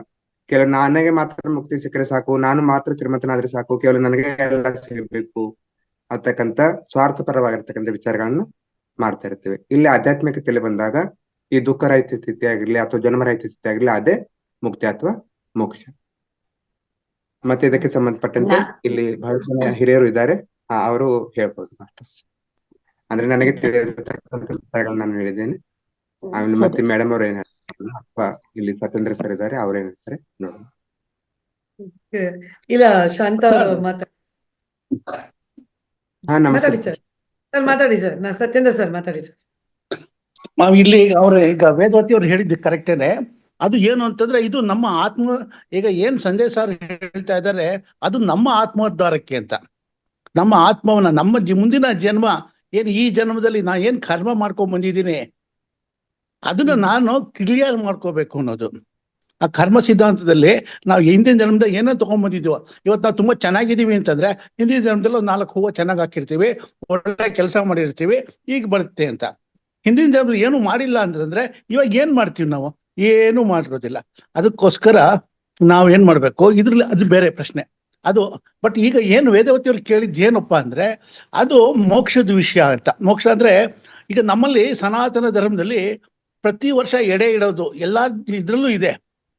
ವರ್ಷಕ್ಕೊಂದ್ಸರಿ ಪಿತೃಪಕ್ಷದಲ್ಲಿ ಎಡೆ ಇಡೋದು ಅಂತ ಮಾಡ್ತಾರೆ ಕೆಲವು ಮನೆಗಳಲ್ಲಿ, ಕೆಲವು ಮನೆಯಲ್ಲಿ ಶ್ರಾದ್ದ ಅಂತ ಮಾಡ್ತಾರೆ. ಅಂದ್ರೆ ನಮ್ಮ ಈ ದೇವತೆಗಳಿಗೆ ಮತ್ತು ಪಿತೃದೇವತೆಗಳಿಗೆ ವರ್ಷದಲ್ಲಿ ಒಂದು ದಿವಸ ಅವ್ರು ಒಂದೇ ಊಟ ಮಾಡೋದವ್ರು. 6 ತಿಂಗಳು ಹಗಲಿರುತ್ತೆ ಉತ್ತರಾಯಣದಲ್ಲಿ, 6 ತಿಂಗಳು ಸಾಯಂಕಾಲ ಇರುತ್ತೆ, ರಾತ್ರಿ ಇರುತ್ತೆ. ಅದು ದಕ್ಷಿಣಾಯನದಲ್ಲಿ. ಅದು ಉತ್ತರಾಯಣ ದಕ್ಷಿಣಾಯನ 1 ವರ್ಷ ಪೀರಿಯಡ್. ಅದು ಮುಗಿದಾಗ ಹಗಲು ರಾತ್ರಿ ಆಗುತ್ತೆ. ನಮ್ಗೇನ್ 6 ಮಂತ್ಸ್ ಇದೆ, 6 ಮಂತ್ಸ್ ಅರ್ಧ 12 ಗಂಟೆ, ಅದು ಅವ್ರಿಗೆ 6 ಮಂತ್ಸ್ ಬೆಳಕಿನ ಹೊತ್ತು, ಸಂಜೆ ಹೊತ್ತು. ಆ ಒಂದು ದಿವಸಕ್ಕೆ ಒಂದೇ ಊಟ ಮಾಡೋದವ್ರು. ಆ ಊಟನ ವರ್ಷಕ್ಕೊಂದ್ಸರಿ ನಾವು ಪಿತೃಪಕ್ಷದಲ್ಲಿ ಊಟವನ್ನು ಕೊಡಬೇಕು ಅನ್ನೋದು ಇರುತ್ತೆ. ಇದು ನಮ್ಮ ಧರ್ಮ ಗ್ರಂಥಗಳಲ್ಲೂ ಬಂದ್ಬಿಟ್ಟಿದೆ. ರಾಮನ ತಂದೆ ರಾಮ ತನ್ನ ತಂದೆಗೆ ಇದು ಪಿತೃ ಕಾರ್ಯಗಳನ್ನ ಮಾಡ್ಬೇಕಾಗಿ ಬರುತ್ತೆ, ಪಿತೃ ಕಾರ್ಯ ಮಾಡದೇ ಇದ್ರೆ ದೋಷ ಬರುತ್ತೆ ಅನ್ನೋದಿದ್ದೆ. ಆ ಧರ್ಮದ ಪ್ರಕಾರವಾಗಿ ಅದು ನಡ್ಕೊಂಡು ಹೋಗ್ತಾ ಇರುತ್ತೆ. ಅದು ಬೇರೆ, ಅದು ನಮ್ಮ ಮನೆಗಳಲ್ಲಿ ಇದು ಹಿಂದೆ ಮಾಡುವಂಥವ್ರು. ಇನ್ನೊಂದೇನಪ್ಪಾ ಅಂದ್ರೆ, ನಮಗೆ ಗಂಡು ಮಕ್ಳಿಲ್ಲ, ಹೆಣ್ಣು ಮಕ್ಳಿಲ್ಲ, ಮಕ್ಳಿದ್ರು ಫಾರಿನ್ ನಲ್ಲಿ ಇದ್ದಾರೆ ಅಂತವ್ರಿಗೆ ಇಲ್ಲಿ ಧ್ಯಾನ ಒಂದಿದೆ. ಏನು ಅಂದ್ರೆ, ಯಾರಿಗೆ ಮೃತ್ಯುವಿನ ಭಯ ಇರುತ್ತೆ, ನನಗೆ ಯಾರು ಪಿಂಡ ಪ್ರದಾನ ಮಾಡಲ್ಲ ಅಂತ ಹೇಳ್ತಾರೆ, ಅವ್ರು ಏನೂ ಮಾಡ್ಬೇಕಾಗಿಲ್ಲ. ಓಂ ನಮೋ ಭಗವತೆ ವಾಸುದೇವಾಯ ಈ ಮಂತ್ರವನ್ನ ಜಪ ಮಾಡ್ತಾ ಇದ್ರೆ ಸಾಕು, ಯಾರು ಪಿಂಡ ಹಾಕ್ಬೇಕಾಗಿಲ್ಲ. ಸ್ವಯಂ ಪಿಂಡ ನಾವೇ ಹಾಕೊಂಡಂಗೆ. ಭಗವಂತ ಏನ್ ಮಾಡ್ತಾನೆ, ನಿಮಗೆ ಸದ್ಗತಿಯನ್ನು ಕೊಟ್ಬಿಟ್ಟಿರ್ತಾನೆ. ಅದು ನಿಶ್ಚಿಂತೆಯಾಗಿ ಇದು ಮಾಡ್ಬೋದು.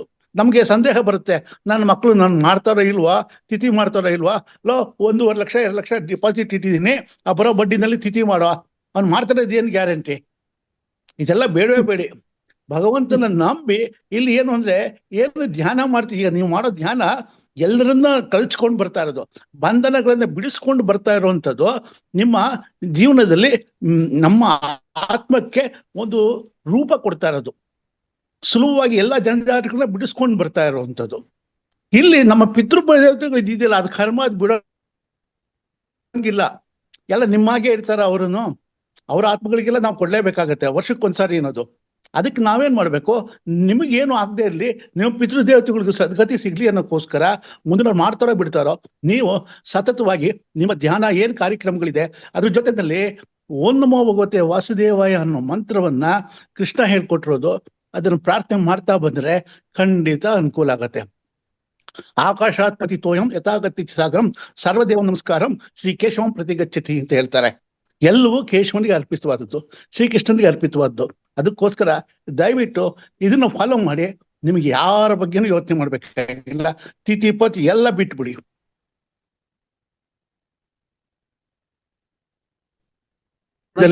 ಮುಂದೆ ತಿಥಿ ವಿಷಯ ಬಂದಾಗ ನಾನು ತಿಳ್ಕೊಳಕ್ ಕೇಳಿದ್ದಷ್ಟೇನೆ. ಕರೆಕ್ಟ್, ಅದು ಧ್ಯಾನ. ಇಲ್ಲ ನೀವು ಕೇಳಿದ ಪ್ರಶ್ನೆ ನಮ್ಮೆಲ್ಲರಿಗೂ ತುಂಬಾನೇ ಅನುಕೂಲ ಆಯ್ತು. ನಾನು ಹೇಳ್ತಿಲ್ಲ, ಇದು ಎಲ್ರಿಗೂ ಬಂದಿರುವಂತದ್ದು. ಈಗ ನನಗೂ ಇದೆ ಪ್ರಶ್ನೆ, ಪ್ರತಿಯೊಬ್ಬರಿಗೂ ಇದೆ. ಅದಕ್ಕೆ ಏನಪ್ಪಾ ಅಂದ್ರೆ, ಇದೊಂದೇ ಒಂದು ಉಪಾಯ ಇರೋದು, ಆ ದೇವರ ಧ್ಯಾನವನ್ನ ಮಾಡ್ಕೊಂಡು ಬಂದ್ರೆ ಓಂ ನಮೋ ಭಗವತೆ ವಾಸುದೇವಾಯ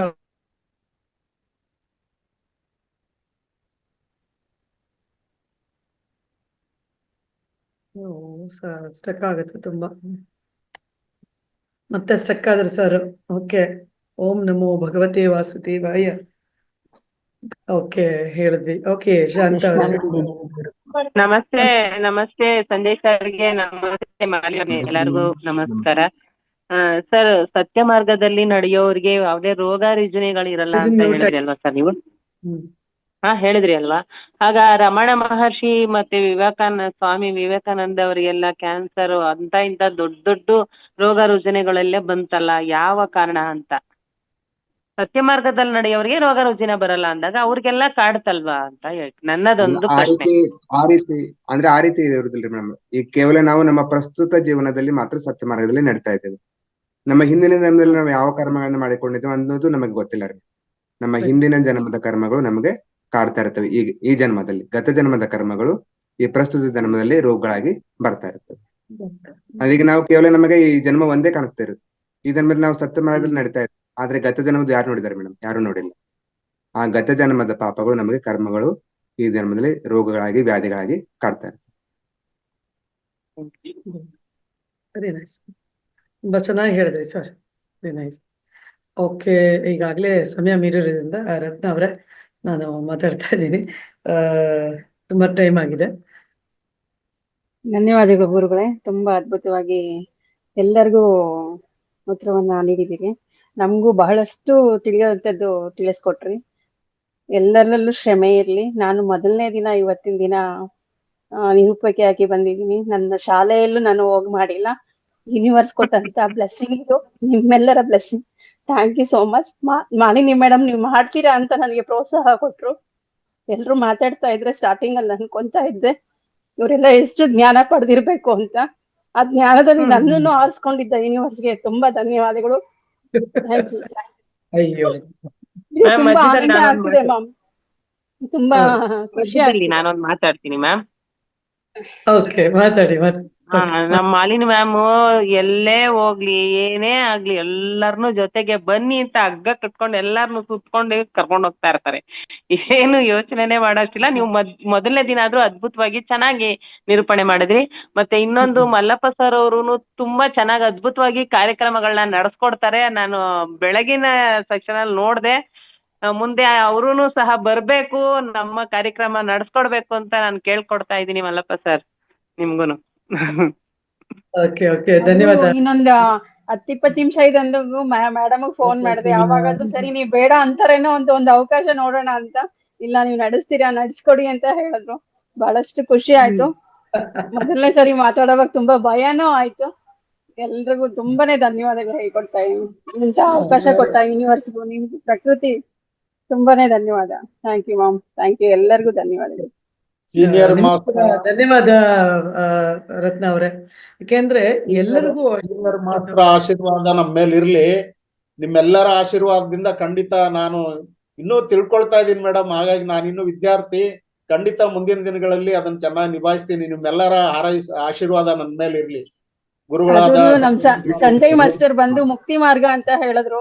ಆ ಮುಕ್ತಿ ಮಾರ್ಗದಲ್ಲಿ ನಾನು ಮುಕ್ತಿಲಿ ಹೊಂದಿದೀನಿ ಗೊತ್ತಿಲ್ಲ. ಅದೇ ಒಂದು ಪ್ಲಸ್ ಪಾಯಿಂಟ್ ನನ್ ಜೊತೆನೆ ಸ್ಟಾರ್ಟ್ ಆಯ್ತು. ಧನ್ಯವಾದಗಳು ಗುರುಗಳೇ. ನನಗೆ ಇದು ಹೇಳದಂಗೆ ಆಯ್ತು. ನನ್ನ ಒಂದು ಮೊದಲನೇ ಇದಾಯ್ತು. ಬಹಳಷ್ಟು ಅದ್ಭುತವಾಗಿತ್ತು.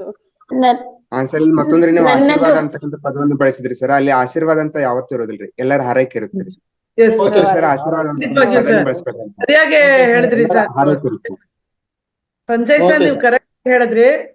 ಇದು ಆಶೀರ್ವಾದನೂ ಅಲ್ಲ. ಇಲ್ಲಿ ನನ್ನ ಒಂದು ನನ್ನ ಭಾವನೆ ಬೇಡ. ಇಲ್ಲಿ ನಮ್ಮ ಗುರು ಹಿರಿಯರು ಹೇಳಿರುವಂತದ್ದಾಗ್ಲಿ, ನಾವು ಪತ್ರಿಜಿ ಅವ್ರನ್ನ ನಾವು ಗುರುಗಳು ಅಂತ ಹೇಳ್ಬೋದು. ಸತ್ಯ ಮಾರ್ಗದಲ್ಲಿ ನಮ್ಮನ್ನೆಲ್ಲ ನಡೆಸುವಂತದ್ದಾಗ್ತಾ ಇದೆ. ಸೊ ಅವರು ಗುರುಗಳು, ನಾವ್ ಯಾರು ಗುರುಗಳ ಅಲ್ಲ ಅನ್ನೋದು ನನ್ನ ಭಾವನೆ. ಯಾಕೆಂದ್ರೆ ನಾನು ಇಲ್ಲಿದ್ದೀನಿ ಅಂತ ಅಂದ್ರೆ ಇದು ನನಗೆ ಯೂನಿವರ್ಸ್ ಕೊಟ್ಟಿರುವಂತ ಒಂದು ದೊಡ್ಡ ಒಂದು ಏನ್ ಹೇಳ್ತಾರೆ, ದೊಡ್ಡ ವೇದಿಕೆ ಅಂತ ಹೇಳ್ಬೋದು. ಅಥವಾ ಒಂದು ತುಂಬಾ ಜನ ಸಹೃದಯರನ್ನ, ಜ್ಞಾನವಂತರನ್ನ ನಾನು ಇಲ್ಲಿಂದ ಭೇಟಿ ಮಾಡುವಂತ ಅವಕಾಶ ನನಗೆ ಆ ಯೂನಿವರ್ಸ್ ಕೊಟ್ಟಿದೆ. ಆದ್ರೆ ಇದು ನೀನೊಬ್ಳೆ ಹೋಗ್ಬೇಡಮ್ಮ, ನಿನ್ ಜೊತೆ ಎಲ್ಲರೂ ಬರ್ಲಿ ಅನ್ನೋವಂಥದ್ದು ಯೂನಿವರ್ಸ್ ಹೇಳೋ ಅಂಥದ್ದು. ಅದಲ್ಲದೆ ಸಾಕಷ್ಟು ಜೊತೆ ನಾವು ಇರ್ಬೇಕು ಅಂತ ಮಾತಾಡಿ ಸರ್. ಆದ್ರೆ ಮಹಾಪರಿಮುಕ್ತಿ ಸ್ಥಿತಿಯಲ್ಲಿ ಇದಾರೆ ಮೇಡಮ್. ಅದಕ್ಕಾಗಿ ನೀವ್ ಎಲ್ಲರನ್ನ ಜೊತೆ ಕುಡ್ಕೊಂಡು ಹೊಂಟಿದ್ದೀರಿ. ಲಾಸ್ಟ್ ಕೊನೆ ಸ್ಟೇಜ್ ಮಹಾಪರಿಮುಕ್ತಿ ಅಂತ ಹೇಳ್ತೀವಲ್ರಿ, ಅವಾಗ ಮಾತ್ರ ನಾವೆಲ್ಲರಿಗೂ ಈ ರೀತಿ ಹೇಳ್ಬೇಕು ಮಾಡ್ಬೇಕು ಅನ್ನೋದು ಬರ್ತದ್ರಿ ಮೇಡಮ್ ಮನಸ್ಸಿನಲ್ಲಿ. ಚಪ್ಪಾಳೆ ಚಪ್ಪಾಳೆ ಚಪ್ಪಾಳೆ. ಇಲ್ಲ ಇಲ್ಲ ಇಲ್ಲ ಇಲ್ಲ ಸರ್, ನಾನು ಖಂಡಿತ ಇದನ್ನ ಒಪ್ಕೊಳ್ಳಲ್ಲ. ನಾನು ಏಕೆಂದ್ರೆ ದುಃಖರಹಿತವಾದ ಸ್ಥಿತಿನಲ್ಲಿ ಇರ್ಬೇಕು ಅಂತಂದ್ರೆ ನಾನು ಆ ಮಟ್ಟಕ್ಕೆ ಹೋಗಿಲ್ಲ. ಮೋಸ್ಟ್ಲಿ ಆ ಮಟ್ಟಕ್ಕೆ ಅಂದ್ರೆ ಆ ರೀತಿ ನಾವ್ ಅನ್ಕೋಬಾರ್ದ್ರಿ ಮೇಡಮ್. ನಿಮ್ಮನ್ನ ಆ ಮಟ್ಟಕ್ಕೆ ಯೂನಿವರ್ಸ್ ಹೋಯ್ತದ್ರಿ. ನಾವ್ ಅನ್ಕೋಬಾರ್ದ್ರಿ ನಾ ಈ ಸ್ಥಿತಿಯಲ್ಲಿ ಇದ್ದೇನೆ, ಆ ಸ್ಥಿತಿಯಲ್ಲಿ ಇದ್ದೇನೆ. ಯೂನಿವರ್ಸ್ ಆ ಸ್ಥಿತಿಗೆ ಹೋಯ್ತಾರಿ. ಯಾಕಂದ್ರೆ ಇಷ್ಟೆಲ್ಲ ನಾವು ಡೆಡಿಕೇಟೆಡ್ ಆಗಿ ಡೈಲಿ ಮಾಡೋದಂದ್ರೆ ಅದು ಸಾಮಾನ್ಯ ಅಲ್ರಿ ಮೇಡಮ್. ಡೈಲಿ ಎಲ್ಲಾ ಸಾಧನೆ ಮಾಡೋದಂದ್ರೆ ಸಾಮಾನ್ಯ ಅಲ್ಲ. ಈಗ ನಾವೆಲ್ಲಾ ಕಡೆ ಮಾಡ್ತಾ ಇರ್ತೇವಲ್ರಿ, ಆದ್ರೆ ಅಂದ್ರೆ ಸಾಮಾನ್ಯ ಅಲ್ರಿ. ನೋಡಿ, ಡೈಲಿ ಸಾಧನೆ ಈ ಒಂದು ಸಾಧನೆ ಅಂದ್ರೆ ಸತ್ಯ ಮಾರ್ಗದಲ್ಲಿ ಇದ್ದವ್ರು ಮಾತ್ರ ಇಲ್ಲಿ ಇರ್ತಾರೆ ಮೇಡಮ್. ಸತ್ಯ ಮಾರ್ಗದಲ್ಲಿ ಇರೋದಿಲ್ಲ ಅವ್ರಿಗೆ ಈ ಸಾಧನೆ ಖಂಡಿತವಾಗಿ ಆಗೋದಿಲ್ಲ. ಆಮೇಲೆ ಇದು ಮುಂದೆ ಹೋಗೋದಿಲ್ರಿ ಮ್ಯಾಮ್. ಅದಕ್ಕಾಗಿ ಇದೊಂದು ಸತ್ಯದ ಮಾರ್ಗ. ಅದಕ್ಕಾಗಿ ನಾವೆಲ್ಲರೂ ಒಂದೇ ದಾರಿಯಲ್ಲಿ ಪಯಣಿಸ್ತಕ್ಕಂಥ ಪಯಣಿಗರು ಪ್ರತಿಯೊಬ್ರು ಸಹ. ಅಂದಾಗ ಮಾತ್ರ ನಮ್ಗೆ ಇಂತ ಒಂದು ಒಳ್ಳೆ ಸಜ್ಜನ ಸಂಗತಿ ದೊರೆತದ್ರಿ. ಈಗ ನೋಡ್ರಿ, ಸತ್ಯೇಂದ್ರ ಸರ್ ಎಷ್ಟು ಅದ್ಭುತವಾಗಿ ತಿಳಿಸ್ಕೊಟ್ರು. ಅವರೆಲ್ಲಾ ವೇದಾಂತನೇ ಹೇಳ್ಕೊಟ್ರು ನಮ್ಗೆ. ಆದ್ರೆ ಅದಕ್ಕಾಗಿ ನಾವು ದಿನನಿತ್ಯ ಸಜ್ಜನ ಸಂಗತಿಯನ್ನು ಮಾಡಿದ್ರೆ ಮಾತ್ರ ಇಂತ ಎಲ್ಲಾ ವಿಚಾರಗಳು ನಮ್ಗೆ ಗೊತ್ತಾಗುತ್ತೆ. ನಿಜ. ಥ್ಯಾಂಕ್ಸ್. ಧನ್ಯವಾದ ಸಂಜಯ್ ಸರ್. ನಿಮ್ಮ ಎಷ್ಟು ಇನ್ ಬಿಸಿ ಇದ್ರಿ ಅಂತ ಹೇಳಿದ್ರಿ ನೀವು, ಆದ್ರೂ ಕೂಡ ನಮ್ಮ ಕಾರ್ಯಕ್ರಮಕ್ಕೆ ಬಂದು ನೀವು ಅದ್ಭುತವಾಗಿ ಮುಕ್ತಿ ಮಾರ್ಗದ ಬಗ್ಗೆ ನಮ್ಗೆಲ್ಲರಿಗೂ ತಿಳಿಸ್ಕೊಟ್ರಿ. ತುಂಬ ಹೃದಯದ ಧನ್ಯವಾದ ಸರ್ ನಿಮ್ಗೆ. ಹಾಗೂ ರತ್ನ ಅವ್ರಿಗೆ ಹೇಳ್ತಾ ಇದ್ದೀನಿ, ಬಹಳ ಚೆನ್ನಾಗಿ ನಡ್ಸ್ಕೊಟ್ರಿ. ಅವ್ರು ತುಂಬಾ ಭಾವುಕರಾದ್ರು. ನಿಜ, ನನ್ನನ್ನು ಭಾವುಕತೆಗೆ ಕರ್ಕೊಂಡು ಹೋಗ್ಬಿಟ್ರು. ನೀವು ದೊಡ್ಡ ದೊಡ್ಡ ವಿಷಯಗಳನ್ನ ಹೇಳಿ ನನ್ನ ತುಂಬಾ ಇದ್ ಮಾಡ್ಬಿಟ್ರಿ ಸರ್, ಮುಜುಗರ ಉಂಟು ಮಾಡಿದ್ರಿ. ಏನಿವೆ, ನಿಮಗೆ ಧನ್ಯವಾದ ಸಂಜಯ್ ಸರ್. ಆಮೇಲೆ ನಮ್ಮ ನಾರಾಯಣ್ ಸರ್, ಸತ್ಯೇಂದ್ರ ಸರ್ ಬಹಳ ಅದ್ಭುತವಾಗಿ ಮುಕ್ತಿ ಮಾರ್ಗ, ನನಗೂ ಆ ಒಂದು ಪ್ರಶ್ನೆ ಇತ್ತು, ಅದನ್ನ ಬಹಳ ಚೆನ್ನಾಗಿ ಹೇಳಿದ್ರು ಸರ್. ಆ ಪ್ರಶ್ನೆಗಳಲ್ಲಿ ನನ್ನ ಒಂದು ಪ್ರಶ್ನೆಗಳಿಗೂ ಕೂಡ ಅವರು ಉತ್ತರ ಕೊಟ್ಟಿದ್ದಾರೆ. ತುಂಬ ಹೃದಯದ ಧನ್ಯವಾದಗಳು ಸರ್ ನಿಮ್ಗೆ. ನಾನು ಒಂದು ವಿಷಯ ನಿಮ್ಗೆಲ್ಲರಿಗೂ ಹೇಳ್ಬೇಕು ಆತ್ಮೀಯರೇ, ಯಾಕೆ ಅಂತ ಗೊತ್ತಿಲ್ಲ, ನಾನು ತುಂಬಾ ಭಾವುಕಳಾಗ್ತಾ ಇದ್ದೀನಿ. ಇಲ್ಲಿ ಒಂದು ಇದು ರಾಜು ಅವ್ರಿಗೆ ಕೇಳಿದ ಪ್ರಶ್ನೆ ಅಂತ ತಗೊಂಡ್ರೆ, ಮುಕ್ತಿ ಮಾರ್ಗ ಅನ್ನುವಂಥ ಪುಸ್ತಕ ಅದು. ನೀವು ಪತ್ರಿಜಿ ಅವ್ರದ್ದೇನೆ, ಅದನ್ನ ನೀವು ತಗೊಂಡು ಓದ್ಬೋದು ಸರ್. ಮತ್ತೊಂದು ವಿಷಯ ಏನು ಅಂತಂದ್ರೆ, ಈಗ ಈ ಶನಿವಾರದವರೆಗೆ ನಾನು ಈ ಒಂದು ಕಾರ್ಯಕ್ರಮದಲ್ಲಿ ಇರ್ತೀನಿ. ನಂತರ ನಾನು ಇಲ್ಲಿಂದ ನಮ್ಮ ದೇಶದಿಂದ ನಾನು ಬೆಂಗಳೂರಿಗೆ ಬರಬೇಕಾಗಿರೋದ್ರಿಂದ ನನ್ಗೆ ಆದ ಒಂದಷ್ಟು ಇಲ್ಲಿ ಫಾರ್ಮಾಲಿಟೀಸು ಇರೋದ್ರಿಂದ ಅವುಗಳನ್ನೆಲ್ಲ ನಿಭಾಯಿಸ್ಬೇಕಾಗಿ ಬಂದಿದೆ. ಹಾಗಾಗಿ ಈ ಶನಿವಾರದವರೆಗೆ ನಿಮ್ಮೆಲ್ಲರ ಜೊತೆ ಇರುವಂತ ಒಂದು ಅದ್ಭುತ ಅವಕಾಶ ನಂದಾಗಿದೆ. ಎಲ್ರಿಗೂ ತುಂಬ ಹೃದಯದ ಧನ್ಯವಾದಗಳು. ಈ ಮುಕ್ತಿ ಓಡ್ತಿರ್ಲಿಲ್ಲ, ಸ್ಲೋ ಆಗೋಯ್ತು, ಕನೆಕ್ಟ್ ಕಟ್ ಆಗೋಯ್ತು. ಈ ಒಂದು ವಿಷಯನೇ ನನ್ಗೆ ತುಂಬಾ ಅದ್ಭುತವಾದ ಒಂದು ಪಾಠನ ಇವತ್ತು ಹೇಳ್ಕೊಟ್ಟಿದೆ ಅಂತ ಹೇಳಕ್ ಇಷ್ಟಪಡ್ತೀನಿ ಸರ್. ಎನಿವೆ, ಈಗಾಗಲೇ ಸಮಯ ತುಂಬಾನೇ ಮೀರಿರೋದ್ರಿಂದ ಎಲ್ಲರಿಗೂ ನಾನು ಧನ್ಯವಾದಗಳನ್ನ ಹೇಳ್ತೀನಿ. ಇಷ್ಟೊತ್ತವರೆಗೂ ಇಲ್ಲಿದ್ದು ಎಲ್ಲರೂ ಅದ್ಭುತವಾಗಿ ಕೇಳಿದ್ರಿ. ಮುಕ್ತಿ ಮಾರ್ಗದ ಬಗ್ಗೆ ಸಾಕಷ್ಟು ವಿಷಯಗಳನ್ನ ತಿಳ್ಕೊಂಡ್ವಿ. ಹಾಗೆ ಮುಕ್ತಿ ಏನು, ಮೋಕ್ಷ ಏನು, ಯಾವುದು ಇವರು ವೇದವತಿ ಅವರು ಕೇಳಿದಂತ ಅದ್ಭುತವಾದ ಪ್ರಶ್ನೆಗೆ ನಿಬ್ಬರ ಒಂದು ಅದ್ಭುತವಾದ ಉತ್ತರ ಕೂಡ ನಮ್ಗೆಲ್ರಿಗೂ ಮನಸ್ಸಿಗೆ ಮುಟ್ಟಿತು ಅಂತ ಹೇಳ್ತಾ, ಇವತ್ತಿನ ಕಾರ್ಯಕ್ರಮದಲ್ಲಿ ಇವೆಲ್ಲರೂ ಒಂದೇ ಒಂದು ಮಾತು ಹೇಳ್ತೀನಿ. ಬೇಡ ಮೇಡಮ್,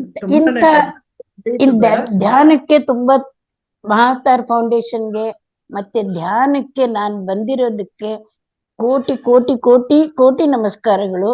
ಯಾಕಂದ್ರೆ ಇಂಥ ಪ್ರಶ್ನೆ ಕೇಳ್ಬೇಕು ಅಂತ ನಂಗೆ ಜ್ಞಾನ ಕೊಟ್ಟಿದ್ದು ಧ್ಯಾನಕ್ಕೆ ಬಂದ್ಮೇಲೆ. ನಾ ಇಲ್ದಿದ್ರೆ ಇವೆಲ್ಲ ನಂಗೆ ಗೊತ್ತಿಲ್ಲ. ಅದಕ್ಕೆ ಕೋಟಿ ಕೋಟಿ ಧನ್ಯವಾದಗಳು. ಧನ್ಯವಾದ ಮೇಡಮ್ ನಿಮ್ಗೆ. ಓಕೆ ಆತ್ಮೀಯರೇ, ಇವತ್ತಿನ ದಿನದ ಕಾರ್ಯಕ್ರಮ ಅದ್ಭುತವಾಗಿ ಮೂಡಿ ಬಂತು. ರತ್ನ ಅವರು ತುಂಬಾ ಚೆನ್ನಾಗಿ ನಡೆಸ್ಕೊಟ್ರು. ಆದ್ರೂ ನಾನು ನೆಕ್ಸ್ಟ್ ನಾನೇ ತಗೊಂಡಿದ್ದೀನಿ, ಅದಕ್ಕೆ ಕ್ಷಮೆ ಕೇಳ್ತಾ ನಿಮ್ಮನ್ನ ಎಲ್ಲರಿಗೂ ತುಂಬ ಹೃದಯದ ಧನ್ಯವಾದಗಳು. ಸಂಜಯ್ ಸರ್, ನಿಮ್ಗೂ ಕೂಡ ತುಂಬ ಹೃದಯದ ಧನ್ಯವಾದಗಳು ಸರ್. ಎಲ್ಲ ಪರವಾಗಿ ಆತ್ಮೀಯವಾದ ಸ್ವಾಗತ ರೀ ಮೇಡಮ್ ಭಾರತಕ್ಕೆ. ಸೊ ಹಾಗಾಗಿ ನಾನು ಈ ಶನಿವಾರದವರೆಗೆ ಇರ್ತೀನಿ.